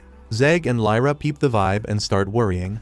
They figure it's cause Lost mentioned he had something important to tell her. The problem is, he didn't say what or when, so now Narcina's caught up in her head, trying to guess what's coming. Lyra gives Lost the side eye and tells him he better handle it. But he's dragging his feet, says it's a serious topic, and he doesn't want to mess it up. But if he keeps stalling, Narcina might start munching on flower arrangements or something, so he decides to go ahead and have that talk. Lost walks over and says her name. Narcina jumps up all nervous, asking what's up. Lost starts to say what's on his mind, but before he gets a word out, the indoor swings wide open. We see, against all odds, Keith somehow survived getting left behind in the labyrinth. Sheila knows him and freaks out when she sees him all banged up. She rushes over, fussing over his injuries like it's her life mission. A little later, Lost gets Keith patched up and reassures everyone the kid's going to be alright. Turns out his injuries weren't as bad as they seemed. Lyra and Sheila are tasked with looking after him for now, but folks are scratching their heads. Lyra makes sense, she's a healer. But Sheila, what's she got to do with this? Mary steps in and breaks it down for everyone. Sheila and Keith go way back. They've been tight since they were kids. Keith's a labyrinth orphan, same age as Sheila, and Mary couldn't bring herself to leave him hanging. That's why she'd always let him kick it with them at the inn, feed him, and keep him around. Over time, she got attached to the kid. She'd have gladly given him a job at the inn. But Keith had bigger dreams. He wanted to be an adventurer. Mary let him chase that, and he was all smiles when he told her he joined his first party. But look how that turned out, ditched and left for dead in the labyrinth. Lost turns to Narcina and apologizes, telling her they'll have to put their talk on hold because he's got some business to handle. He already called in a favor to deal with the scumbags who abandoned Keith. The guild stepped in and roughed them up real good for what they did.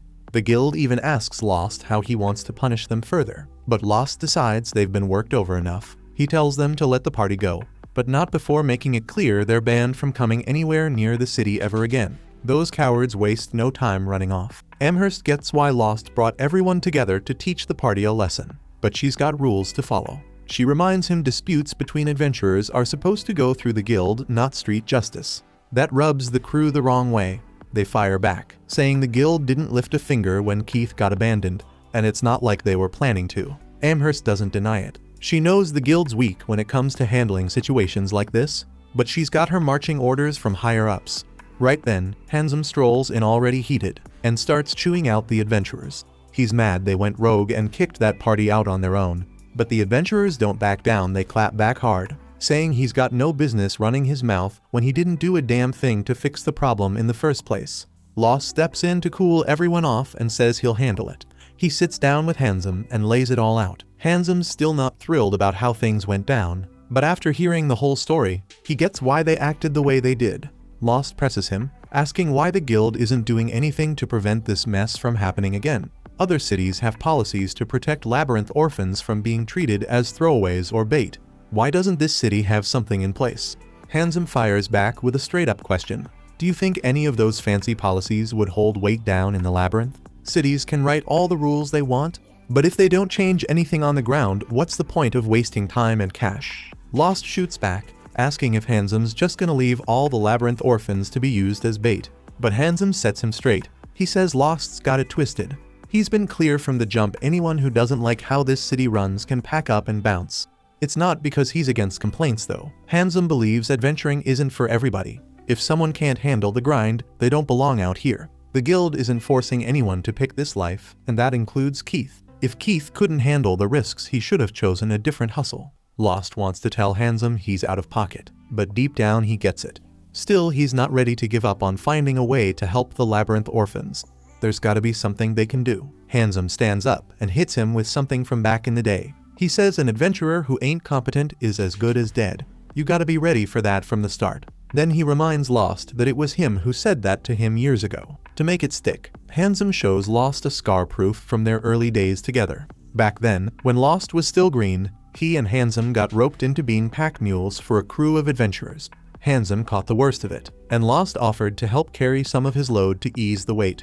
But Handsome wasn't having it. He didn't want pity, especially not from someone he saw as dead weight. Told Lost to keep quiet and mind his business. That night, while the rest of the party was warm and cozy by the fire, Handsome sat out in the cold, hating the job and wishing he'd never taken it even if it paid all right. Hours later, when the camp was dead quiet, Lost woke him up. He warned him that a pack of goblins was creeping up on them. He told Handsome to wake the others while he stayed on watch a little longer. Handsome didn't argue, he got the crew up, and Lost filled them all in on the danger closing in. The crew can't believe what Lost is saying, so they press him asking if he's sure about what he saw. But Lost doesn't waver, he knows what he saw, and it's bad. A massive horde of goblins is closing in, too many to count. When the group sees it with their own eyes, they're shook. There's no way they can take on a swarm that big. The only shot they've got is to run, but the leader thinks making a break for it right now is too dangerous. To buy time, he and the rest of the party come up with a grim plan, use Lost and Handsome as bait to draw the goblins away while they escape. Before Handsome can figure out what's happening, both he and Lost get tossed off the side of a cliff and left behind. Handsome yells for help, but Lost cuts him off, saying those traitors aren't coming back. In fact, Lost figures this is probably why they brought incompetents like him and Handsome in the first place, so they'd have throwaways to use when things went south. The betrayal makes Handsome furious, but he knows anger won't get them out of this mess. He and Lost make a pact to survive and settle the score with that crew later. The two fight off goblins as long as they can, but the odds are impossible. There's no winning against a swarm that size, so they take cover climbing up into a massive tree to hide for a bit. While they're laying low, Handsome starts losing hope. He can't stand the idea that the others are going to make it out alive after sacrificing him and Lost. But then Lost drops some lesser-known goblin lore. Goblins tend to go after bigger groups.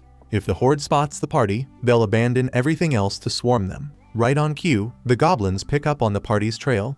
In seconds, the horde shifts direction and rushes after them. From their hiding spot, Lost and Handsome hear the chaos as the goblins tear into the party. While those backstabbers are getting massacred, Lost and Handsome slip away unnoticed. Handsome thinks those cowards deserve what they got, but Lost, always the soft heart, wishes he could have saved them. Not that it matters, there's no way he could have done anything. He tells Handsome it's time to head back to town. Handsome starts to follow, but out of nowhere, he drops to the ground groaning in pain. Turns out, he's got a nasty wound on his arm from fighting the goblins, and now it's catching up to him.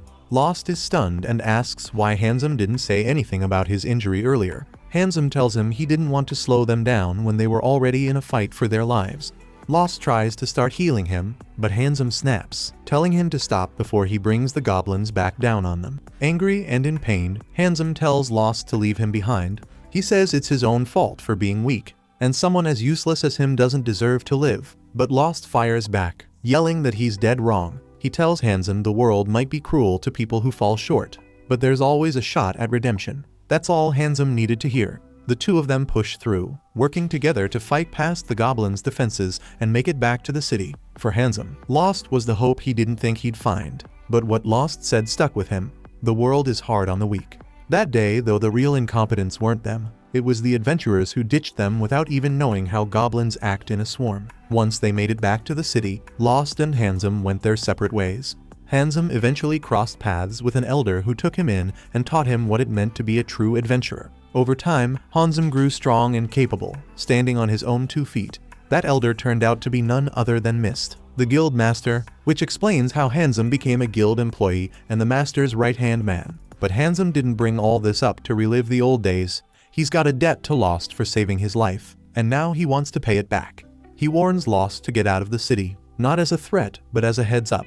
Something big is about to go down, and Handsome doesn't want Lost caught in the fallout. Lost doesn't quite understand what Handsome is getting at, but he leaves the office anyway. When he gets back to the other adventurers, he tells them Handsome isn't budging on his stance. That's when Amherst pulls Lost aside and drops some surprising news. Turns out, there's a lot of folks around who don't back how the guild master is running things, and that's why Amherst has a personal favor to ask Lost. Later that day, Lost heads over to Narcina and breaks down the request Amherst hit him with. Apparently, a bunch of monsters have been popping up on the roads near the city, and Amherst wants Lost to handle it before anyone innocent gets hurt.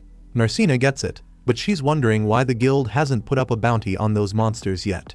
Turns out, getting a bounty approved needs Handsome's signature, and that's just not gonna happen. Plus, the city's crawling with shady adventurers causing trouble. Lost offers to help clean that mess up too. Narcina sees what he's trying to do, and yes, it's a good thing, but it sounds like way too much work for them. Lost tells her not to stress, though Amherst said she'd throw in bonus pay for taking care of the monsters on the road. The thing is, since this mission's not guild approved, she's gotta pay out of her own pocket. She's not exactly thrilled about it, but she feels like it's only fair since Lost is going out of his way to help her out. Later on, Handsome rolls up to the guild master with a letter straight from the Prime Minister. The letter's basically a heads up, telling the guild to keep tabs on Narcina. Handsome's confused though. Why would someone like Narcina matter enough for the Prime Minister to be checking in on her? He asks Mist what's up, and Mist starts talking about that old story, the one about the evil dragon and the sleeping princess.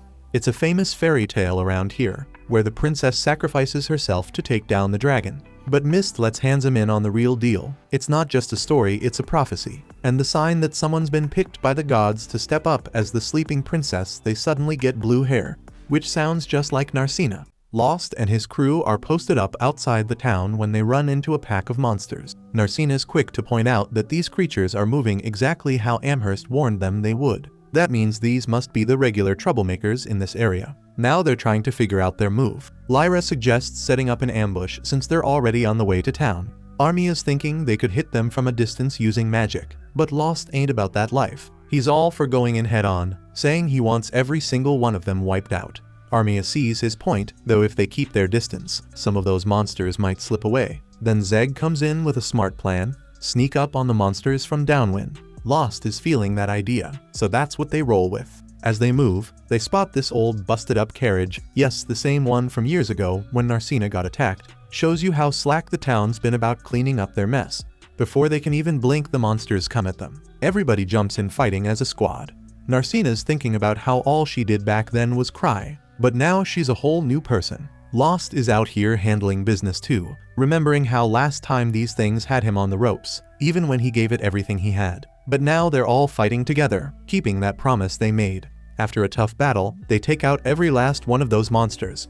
But right when they think it's all good, an earthquake hits, shaking up the whole area including their town. There's some damage sure, but the townsfolk are alright. Mist is standing there saying it's finally begun. Lost and the crew head back to Mary, relieved to see everyone there is safe. That's when this adventurer shows up in a rush, telling Lost that Marnell's asking for him. Lost is thinking something might have gone down at the guild, but the guy says Marnell isn't there. He's waiting for Lost at the town's entrance. So they head over, and Marnell points out a group of goblins camped out near the gate. Narcina's shocked how are there still this many left after the beating they just handed out, and these goblins brought hobgoblins with them too. Lost pieces it together. These creatures are gearing up to attack the town. Lost's gut is telling him this ain't good, the town's still a mess from the quake earlier, and now they've got more trouble brewing. Marnell's on the same page, saying they've got to shut these goblins down right here and now. But he's real about it. Taking on this crew won't be easy. Marnell explains that's why he called for Lost, but since they don't have any deal with the guild, there's no paycheck waiting for this job. He's cool if Lost decides to walk, but Lost and his crew are down to help anyway, so they square up against the goblins. Armia's throwing out magic blasts, lighting them up. Zeg's swinging his blade, slicing through like it's nothing. Lost is out here taking on the hobgoblins, managing to cut off one of their arms. That move catches the hobgoblin off guard, it's so shook. It starts talking, cussing out Lost and swearing revenge. Then the rest of the goblins are hyped up, saying they're gonna kill everybody. The adventurers are stunned. Monsters talking. That's not something they've seen before. Marnell's scratching his head, wondering what's going on. Even Zeg, who's got a rep in these streets, has never heard of anything like this. Lost figures they can think about that weirdness later. Right now, the mission's clear: take these monsters out and protect the town. Marnell rallies his crew, telling them to shake off the fear and fight like they always do. Fired up, everyone dives back into the battle. When it's all over, that hobgoblin, still bitter about losing, starts running his mouth again, claiming humans are doomed and the war is far from over. But before he can finish, he's the one who drops dead. Lost spots a magic crystal on the hobgoblin and realizes this thing was mutated. But the whole talking monster angle, that's a tough one to wrap his head around. Then, John Wick shows up, warning them they've got even bigger problem. They look out and see a swarm of monsters pouring out of the labyrinth, way more than they just fought. It's looking like 3 times as many, and they just keep coming. Zeg shook, wondering how they're supposed to handle this. Lost knows they can't win this round, so he calls for a retreat for now. Narcina wonders what's next, and it's revealed that the plan is to join forces with other adventurers in Marmot and take those monsters down hard, turning them into meatballs. Just when things seem clear, he notices a huge crowd outside the Adventurers Guild. Curious about what's happening, he finds out a bounty has been posted on the monsters that escaped the labyrinth, and the reward is massive. That explains why the crowd is so big. Even Amherst thinks the payout is wild, and on top of that, they're offering advance payments in some cases. This has led to some adventurers running off with the cash, and Narcina figures they should stop giving advances if they know it's causing problems. Lost realizes this must be Hansem's doing, and Amherst backs him up. Marnell asks Lost what the plan is now since things aren't going as expected. Even though the situation is messy, it does get the adventurers to band together to defend the town from the monsters. Zeg wonders if Hansem is stirring the pot on purpose, and while Lost isn't sure, he suspects this might have been in the works for a while. After all, if Hansem can drop this much gold so quickly, he's probably been planning ahead. Ralma points out it feels like they were expecting this, and the group is surprised to see her since they thought she'd already left. Lost asks if she saw this coming too, but Ralma isn't sure what he means. Lost explains it's about the monsters pouring out of the labyrinth, something called a labyrinth uprising. Amherst remembers hearing about it before and shows them a book with details. She explains that a labyrinth uprising is when a swarm of monsters spills out all at once. Most times it settles down within a day, but sometimes it can drag on for days. When there's a town or village nearby, the monsters usually overrun it, leaving destruction in their wake. It happens because of a buildup of magic power in the labyrinth. The only way to stop it is to take out all the monsters, forcing the labyrinth to burn through its magic to create more. Amherst explains that adventurer guilds exist to manage the buildup of magic in labyrinths, and Lyra wonders how she could have forgotten such an important historical fact. Amherst assures her it's understandable to forget since this is something they only cover during training, and she's never encountered it in real life. Ralma adds that it's because there hasn't been a labyrinth uprising in the past 100 years. This shows the guild has been doing its job, even if the staff weren't fully aware of it. Still, Ralma feels 100 years isn't long enough for something like this to be forgotten. She's sure at least one of them has heard a story about their great-grandfather surviving a labyrinth uprising. Experienced adventurers especially should know about it. Zeg agrees, and Marnell comments that it's strange for an uprising to happen in their labyrinth. Lost agrees with him, explaining that Marmot attracts the most adventurers in the area, so more monsters are being defeated in the labyrinth. But even with all that activity, so much magic has built up that it triggered an uprising. Ralma knows Lost is right, but the fact remains that an uprising is happening now, and she wonders how they're going to handle it. The scene shifts to the adventurers in town building a barricade. Narcina asks Lost if all of this is really necessary. Lost reminds her that an uprising can last for days, and if that's what they're dealing with, the adventurers will be overwhelmed no matter how much they prepare, so they might as well do everything they can now. Suddenly, the monsters break into the town. The adventurers, motivated by the money they'll earn, jump into action and block the monsters' escape route with carriages. They launch a coordinated attack, but Lost quickly realizes there are already mid-level monsters roaming the town. Ralma notices Lost is probably blaming himself for letting so many monsters in. She tells him to drop that bad habit, reminding him that nobody here, including herself, has ever dealt with a labyrinth uprising before. Marnell tells Lost to focus on fighting instead of beating himself up, and he nods in agreement. Then we see liches flying in the sky. Lyra is shocked they're not only out in broad daylight, but they're also speaking. Zeg figures they might have mutated too, and all the monsters seem hell-bent on wiping out the humans. Ralma steps up, launching her signature fireball attack, giving the others the cover they need to charge at the monsters. After some time though, Ralma gets exhausted and decides to take a break. Lost warns her there are still plenty of monsters left, and reinforcements haven't arrived yet. Just as more monsters pour into the area, Narcina asks Ralma to keep providing cover, but Ralma can't keep going. Zeg and Lost step up to handle the monsters themselves, tearing through them one after the other. In the middle of the chaos, Zeg slips on something, leaving himself wide open to a monster's attack. But Ronaldo makes a dramatic entrance, taking out the monsters nearby and saving Zeg just in time. Ronaldo looks around and is relieved to see Narcina and Lost holding their ground. Lyra, surprised, asks how Ronaldo knows them. Narcina explains that Ronaldo once trained her in swordsmanship.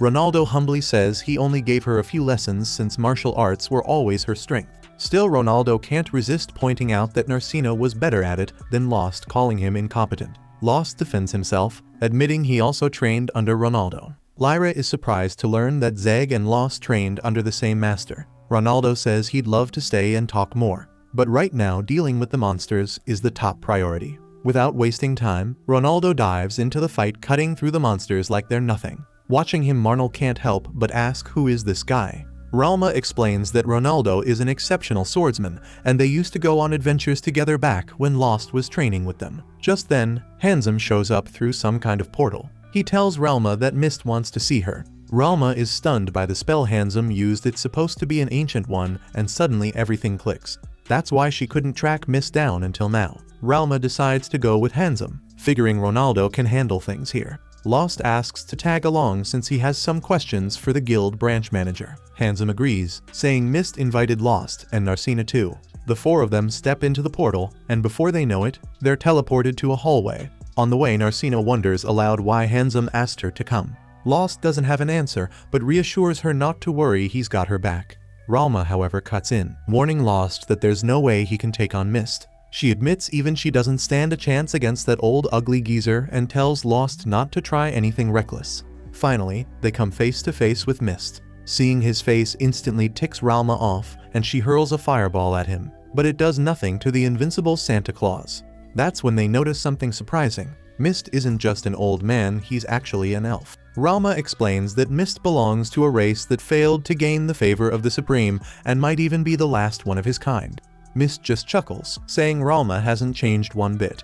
He asks if this is how she greets her master, and that's when it hits Lost. Ralma is this guy's disciple. Lost and Narcina are tripping after finding out someone as powerful as Ralma takes orders from somebody else. Ralma clears it up, saying her boss Mist ain't just stronger than her, he's in a whole different league.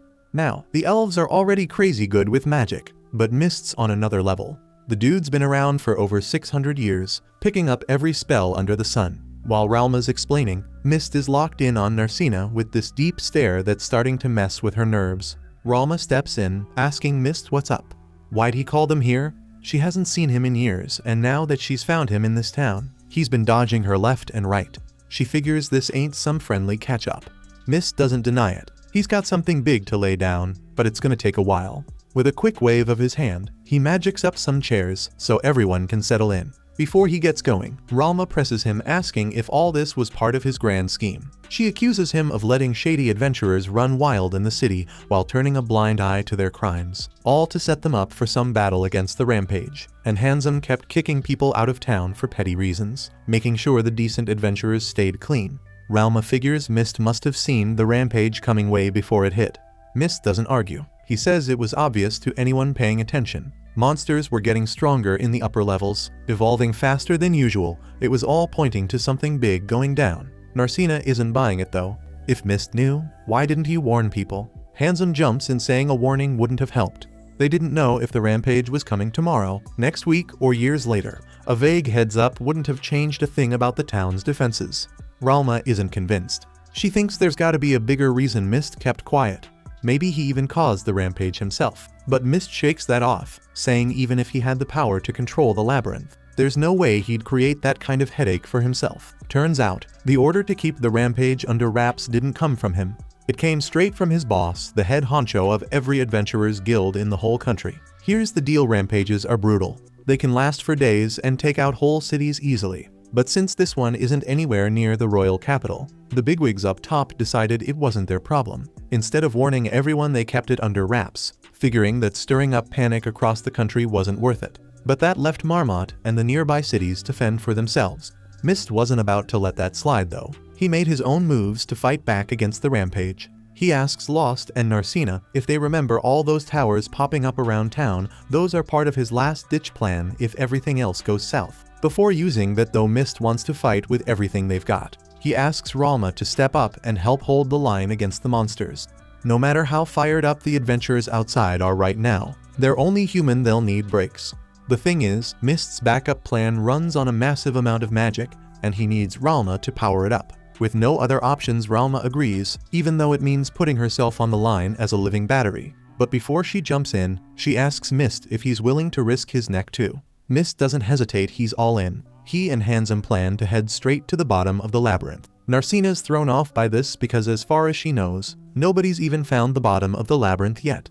But Mist explains that thanks to some reports he's pieced together, he's got a pretty good idea where the final boss is hanging out. Lost thinks the whole thing is nuts, but Mist lays it out. If he and Handsome can take down the labyrinth master, it'll cut off the mana fueling the rampage. That means the chaos will end way sooner. Hearing this, Ralma doubles down on her promise to hold off the rampage until Mist can finish the job.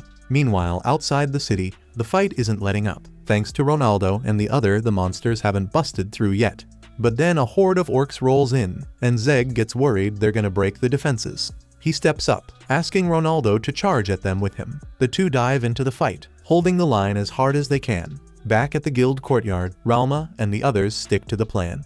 Ralma finds the device Mist mentioned, places her hand on it, and a hidden door swings open. Ralma pulls Lost aside and gives him a heads up before heading out. She warns him straight Mist might be helping now, but he's not someone you can trust fully. She tells Lost to keep his eyes open while she's gone, then says her goodbyes and steps into the device, sealing the door behind her. As soon as the device powers up, a blinding light shoots out, and a massive barrier wraps itself around the whole city. The adventurers near the gate don't know what's up with the barrier, but they're quick to use it to their advantage, running back into the city for cover. Lucky for them, the orcs can't bust through the barrier anytime soon, so they focus on taking out the monsters that slipped in before it activated. Over on the battlefield, Zeg and Ronaldo have just finished taking down the last orc. Ronaldo tells Zeg to fall back and rest, but Zeg tries to brush it off, saying he can keep going. Ronaldo isn't buying it, though he can see Zeg's out of breath. If Zeg keeps pushing himself, he'll mess up. Besides, there are enough adventurers left to handle what's inside. For now, they've got the barrier to thank for keeping the worst of the monsters out. That's when Lost and Narcina roll up and fill everyone in on what's really going down, how Ralma is using her own magic to power the barrier and risking her life in the process. The barrier's huge, and that means it's chewing through Ralma's mana like crazy. Even though she's got a deep reserve of magic, it's not bottomless. Eventually, she'll run out. Normally running out of mana would knock her out cold, but this device she's inside doesn't stop there. It keeps pulling magic from her, even past the point of exhaustion. If the barrier is still active when she's drained dry, she's not gonna make it. As they're taking all this in, a new problem lands on their plate. A griffin shows up. This beast is no joke. Under normal circumstances, no amount of teamwork would be enough to take it down, but they're lucky the barrier keeps it out of the city. Still, the griffin's presence isn't something they can ignore. The barrier is powered by elf tech, so it's strong enough to block the griffin's attacks. But every hit forces the barrier to pull more mana from Ralma to repair itself. If they let the griffin keep hammering away, it won't be long before Ralma's mana runs dry, and then it's game over for her. Lost isn't about to let that happen. He makes a move to take on the griffin himself. But before he can, Ronaldo steps in and tells him he doesn't have to do this alone. They're all in this together, and Ralma means too much to let her go down. The crew sprints out past the barrier, heading straight into the chaos where goblins and orcs are swarming. But the real problem that Griffin hammering the barrier non-stop. Ronaldo tells the team to handle the orcs fast so they can focus on the big threat. They start clearing out the smaller monsters, cutting them down left and right. But then, the goblins suddenly back off. Turns out, they've figured out they're outmatched, so they call in reinforcements of Fenrir. Narcina's never seen one before, but even from a distance, she knows it's bad news.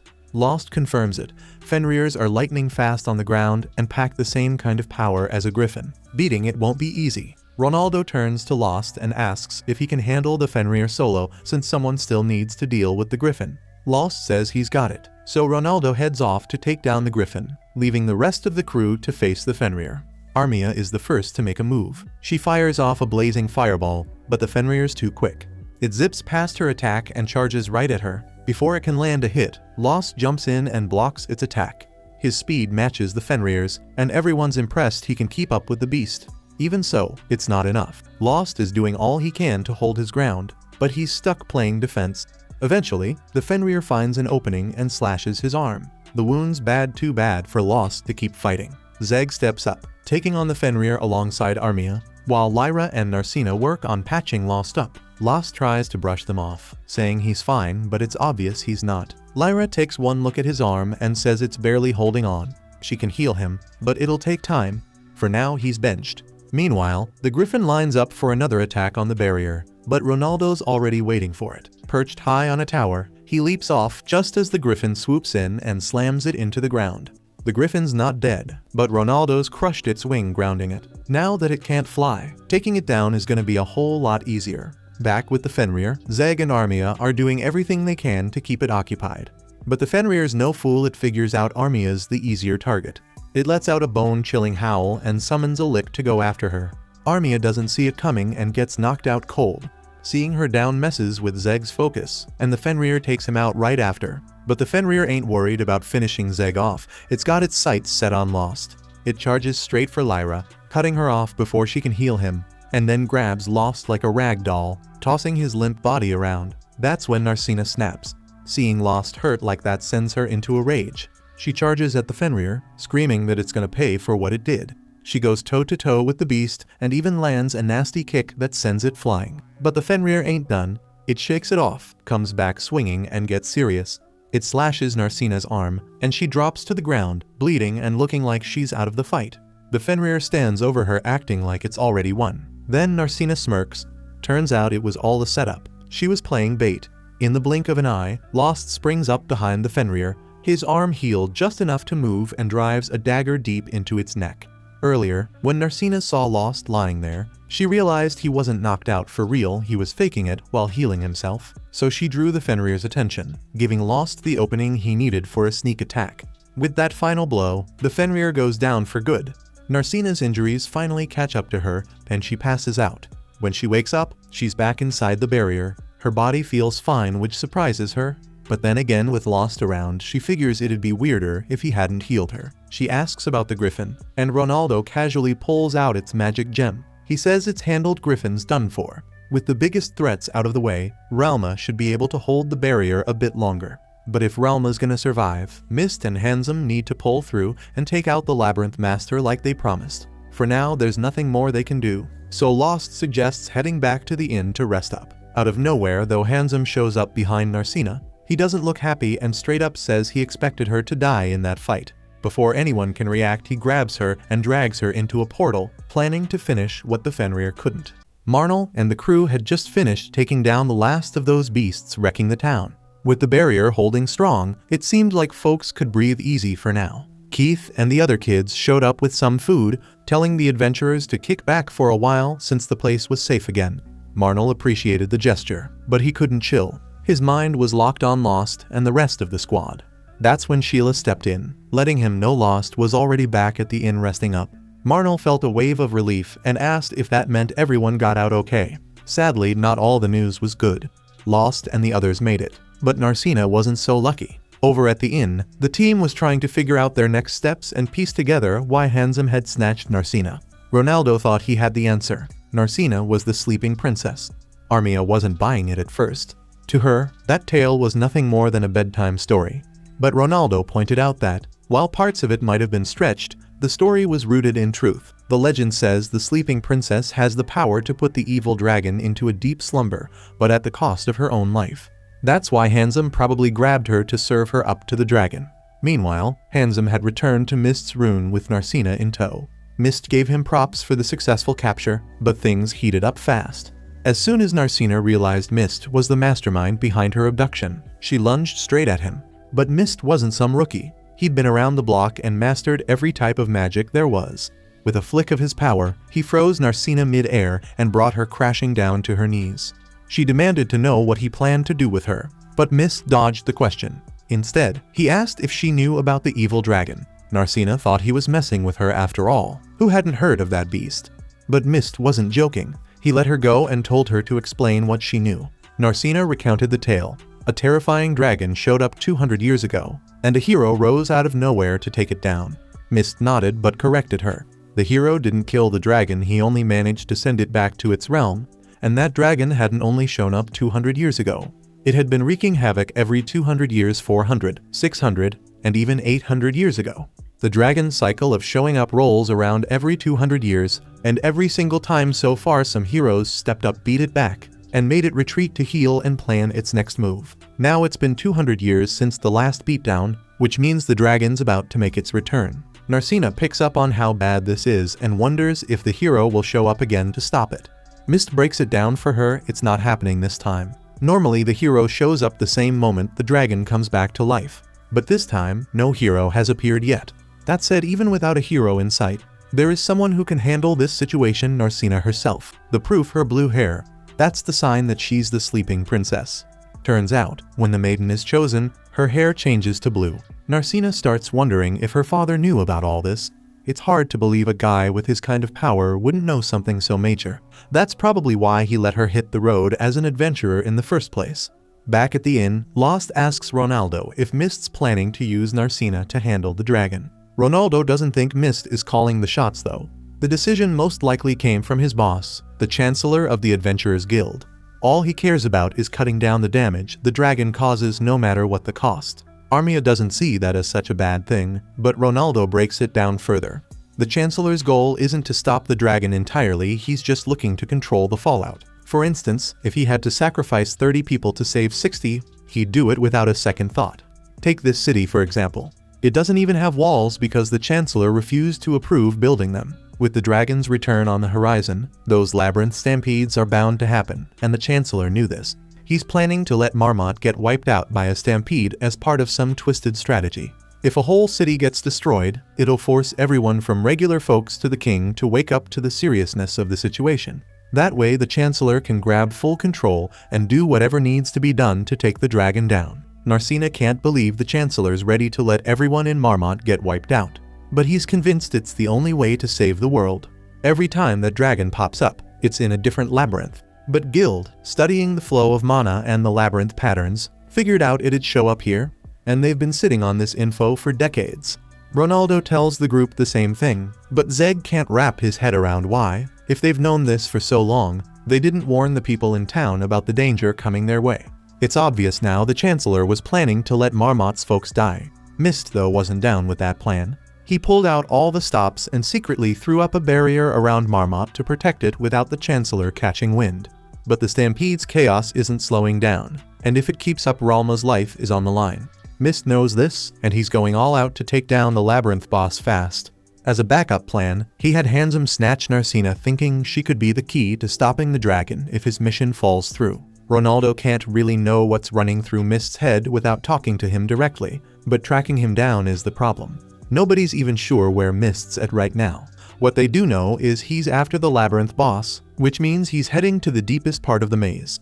That's where they'll probably find him. The labyrinth's still unexplored in parts, so this mission's no walk in the park. It's dangerous territory, and Ronaldo wants everyone to be on the same page before diving in. Lost doesn't hesitate, he's doing whatever it takes to save Narcina. The rest of the group's got love for her too, so they all agree to head down and rescue her. Meanwhile, Mist, Narcina, and Handsome step onto a magic circle in Mist's office, and boom, they're teleported into a wide open space deep in the labyrinth. At the same time, Lost and the crew enter the labyrinth, but they're shocked when they don't run into any monsters right away. Turns out, most of the monsters were pushed out by the stampede, but that won't last. New ones will start popping up soon, so they've got to move fast. On Narcina's end, the clock's ticking. As they move deeper into the labyrinth, they come across a massive cyclops. Monsters like that are on a whole other level, and Narcina can't help but wonder what kind of place would have creatures like this roaming around. Mist explains that they're on the deepest floor of the labyrinth, and up ahead is the temple where the dungeon boss is. Narcina's shocked because she thought this place hadn't been discovered yet. Mist admits it's only because he kept it under wraps on purpose. The only ones who've ever been here are Mist, Handsome, and now Narcina. Add Lost to the list, since he tracked Narcina all the way here.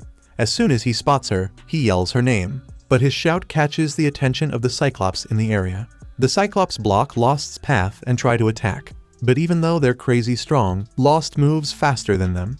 He slices off one of the Cyclops' arms, then takes out the rest like it's nothing. His eyes are glowing red the whole time, but when the last Cyclops drops, he calms down and reassures everyone he's fine.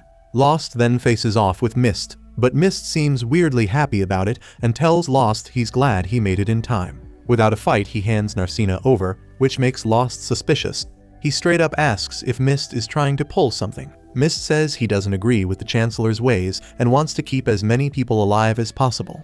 Ronaldo and Zeg aren't buying it, pointing out that Mist still set up plans that put Ralma, Narcina, and even innocent adventurers in danger. Mist fires back, saying nobody's died yet, and if they can take down the labyrinth boss fast enough, nobody has to. But for this plan to work, Lost has to be the one to defeat the boss. Mist says he'll do what he can to help, but since elves aren't favored by the gods, this world belongs to humans, so it's only right that humans are the ones to save it. Mist might be strong, but he's running out of time himself. He makes it clear they can't depend on him to win this fight for them. Since there's no other way, everybody agrees to take on the boss. On the way to the temple, Lyra pulls Zeg aside and asks if they should really trust a guy like Mist. Even Lost isn't fully convinced Mist can be trusted, but if what Mist said checks out, beating the boss could be their shot at saving everyone. When they finally make it to the boss temple, Mist turns around and lays down some more details about the dragon and the labyrinth stampede. When the hero beats the dragon, it's forced into a deep sleep in another realm. Waking it back up takes a massive amount of magic, and that power is built up by the monsters running wild in the labyrinth. The job of the labyrinth boss is to gather all that magic and deliver it to the dragon to bring it back.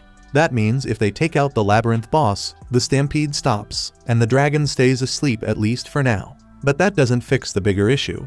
Even if they shut down the mana flow here, the dragon will just try to use another labyrinth later. Beating the boss buys them time, though time to figure out a real plan before the dragon makes another move. Mist steps up to the temple gate and slams his staff into the ground, calling out the labyrinth boss, the siren. As soon as it shows up, Mist tells everyone to hit it with everything they've got. Without wasting a second, they all rush in to attack. Armia casts a spell to trap the siren in place while Ronaldo and Zeg leap into the air, slicing off its wings with their swords. So far they're holding their own, but the siren fires off a wave of energy blasts at the group to push them back. Right then, Narcina leaps in and lands a powerful punch, smashing the siren's face. The hit is so strong that the siren panics and starts trying to escape. Before Siren could make its escape, Lost showed up and cut it clean in half, officially taking down the labyrinth boss. This should have been their big win, but things took a dark turn fast. Out of nowhere, Handsome got stabbed in the back by Dark Tendril, and they all heard the evil dragon's voice echoing through a portal. Turns out, The dragon had already gathered enough mana to partially manifest through that portal. It locked eyes on Mist right away, recognizing him from their past encounters. The dragon was furious, seeing Mist getting in its way again, and this time it wasn't about to let anyone mess up its plans. It demanded Mist surrender his body, threatening to kill Handsome right there if he refused. Mist knew handing over his body would spell doom for the entire world. As much as he hated it, he realized he'd have to let Handsome die and use everything he had to seal the portal. But Mist hesitated. He didn't want to let Handsome go like that. That brief pause was all the dragon needed. It forcefully took control of Mist's body, turning him into a vessel to power the portal and transfer its full strength. There wasn't enough mana left in the labyrinth for the dragon to fully manifest, so it teleported itself away to find a stronger power source. With the dragon gone, Handsome was released and collapsed to the ground. Lost rushed to his side, trying to heal the massive wound in his back. Handsome stopped him, saying there wasn't time to waste on healing him. He urged Lost to go after the dragon, warning them about the destruction it could unleash if they didn't stop it. Meanwhile, the dragon appeared on the outskirts of the city, hungry to break through. It started unleashing powerful magic against the barrier protecting the city, and it was clear Ralma couldn't hold out much longer under the strain. The evil dragon keeps hammering away at the barrier, thinking it's stubborn for holding up this long, but Ralma is barely hanging on. She's struggling to keep it together, frustrated that her master was supposed to take down the labyrinth boss, not end up possessed by the dragon. She always thought Mist was a terrible master, but she never expected him to throw her into a situation this bad. As much as she dislikes admitting it, Ralma knows she's not all that different from him. She decides to trust Lost to handle things. Meanwhile, the dragon feeds off the fear and anguish of the townsfolk, channeling it into its real body. Suddenly, the ground shakes as the city starts to quake. Lost realizes what's happening. It's the second wave of the labyrinth uprising. Monsters are charging toward the city, intent on destroying anything and anyone in their path. Marnell and the other adventurers get the news about the incoming monsters. Marnell, caught off guard, wonders how many they're dealing with. The informant tells him there are even more monsters now than during the first wave. Keith asks if the monsters have broken through again. Marnell reassures him it's not a huge problem since the wall should keep the monsters out of the city. But Keith points out the downside: they won't be able to escape if they end up surrounded. Sheila cuts to the chase, asking how long the wall can hold. Marnell doesn't have an answer. Outside the city, the monsters are already attacking the wall, piling even more pressure onto Ralma. Ronaldo sees how much she's struggling and knows she can't hold on much longer if this keeps up. Lost, instead of chasing the dragon, is focused on healing Handsome. Ronaldo walks over, asking how Handsome's doing.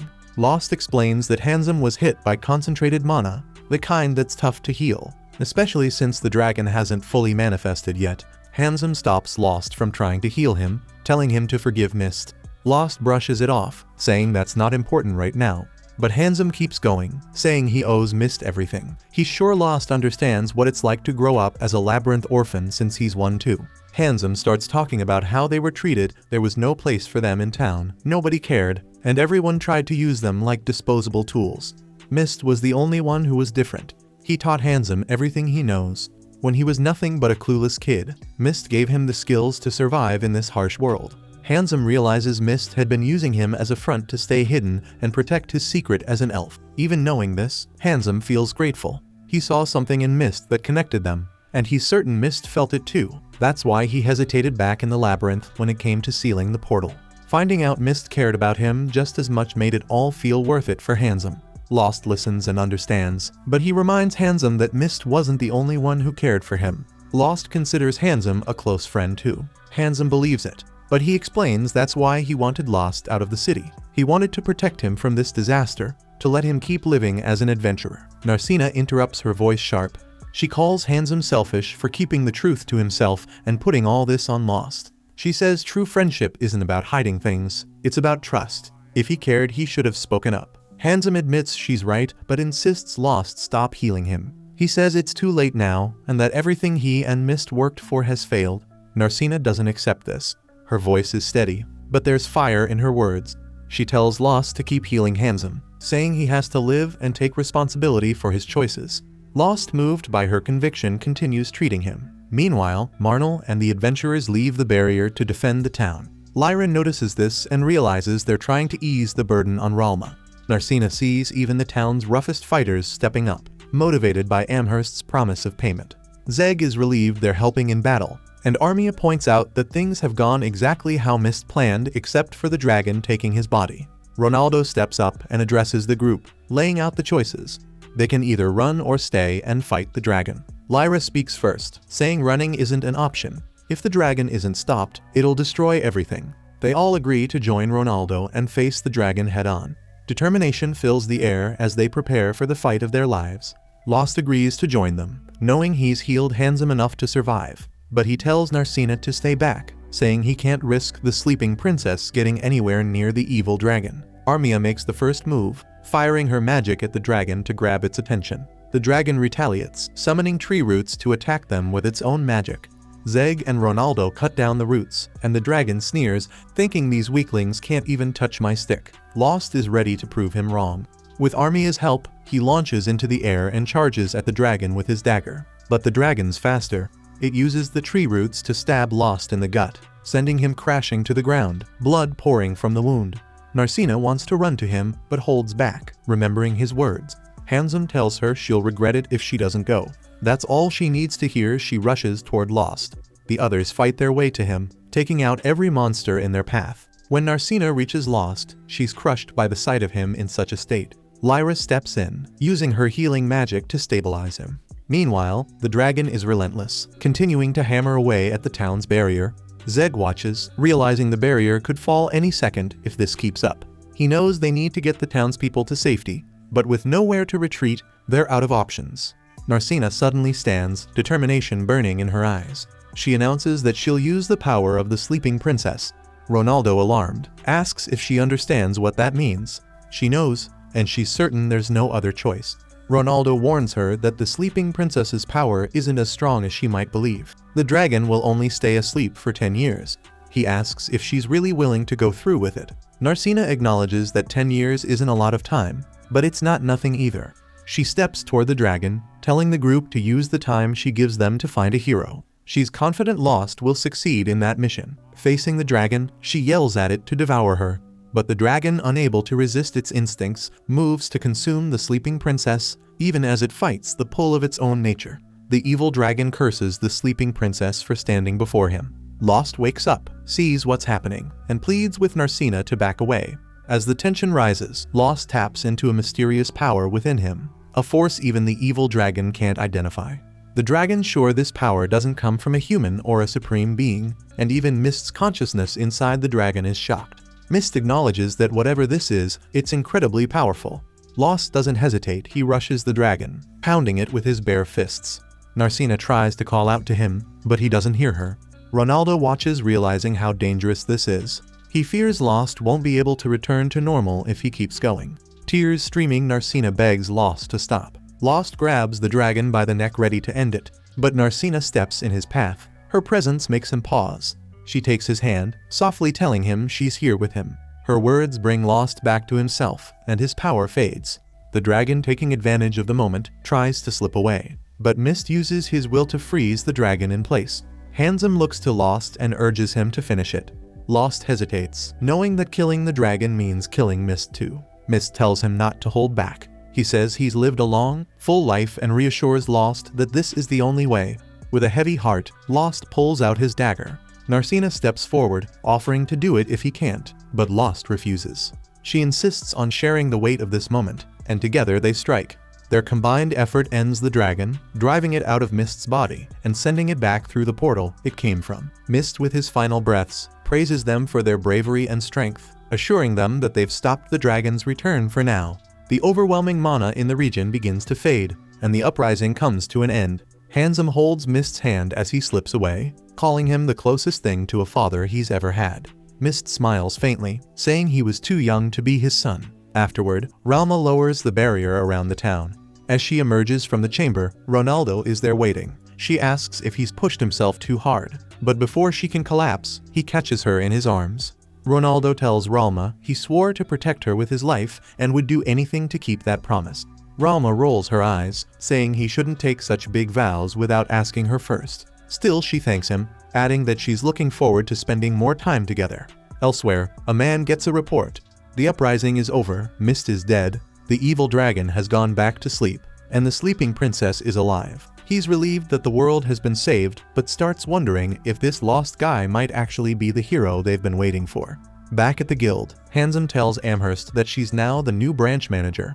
Everyone's shocked, including Amherst. Handsome explains that he's too injured to handle it, and she's the only one worthy of the role. Amherst isn't so sure she's the right person for the job. Then Handsome casually mentions how much money comes with being the branch manager. That's all it takes. Amherst agrees to take the position immediately.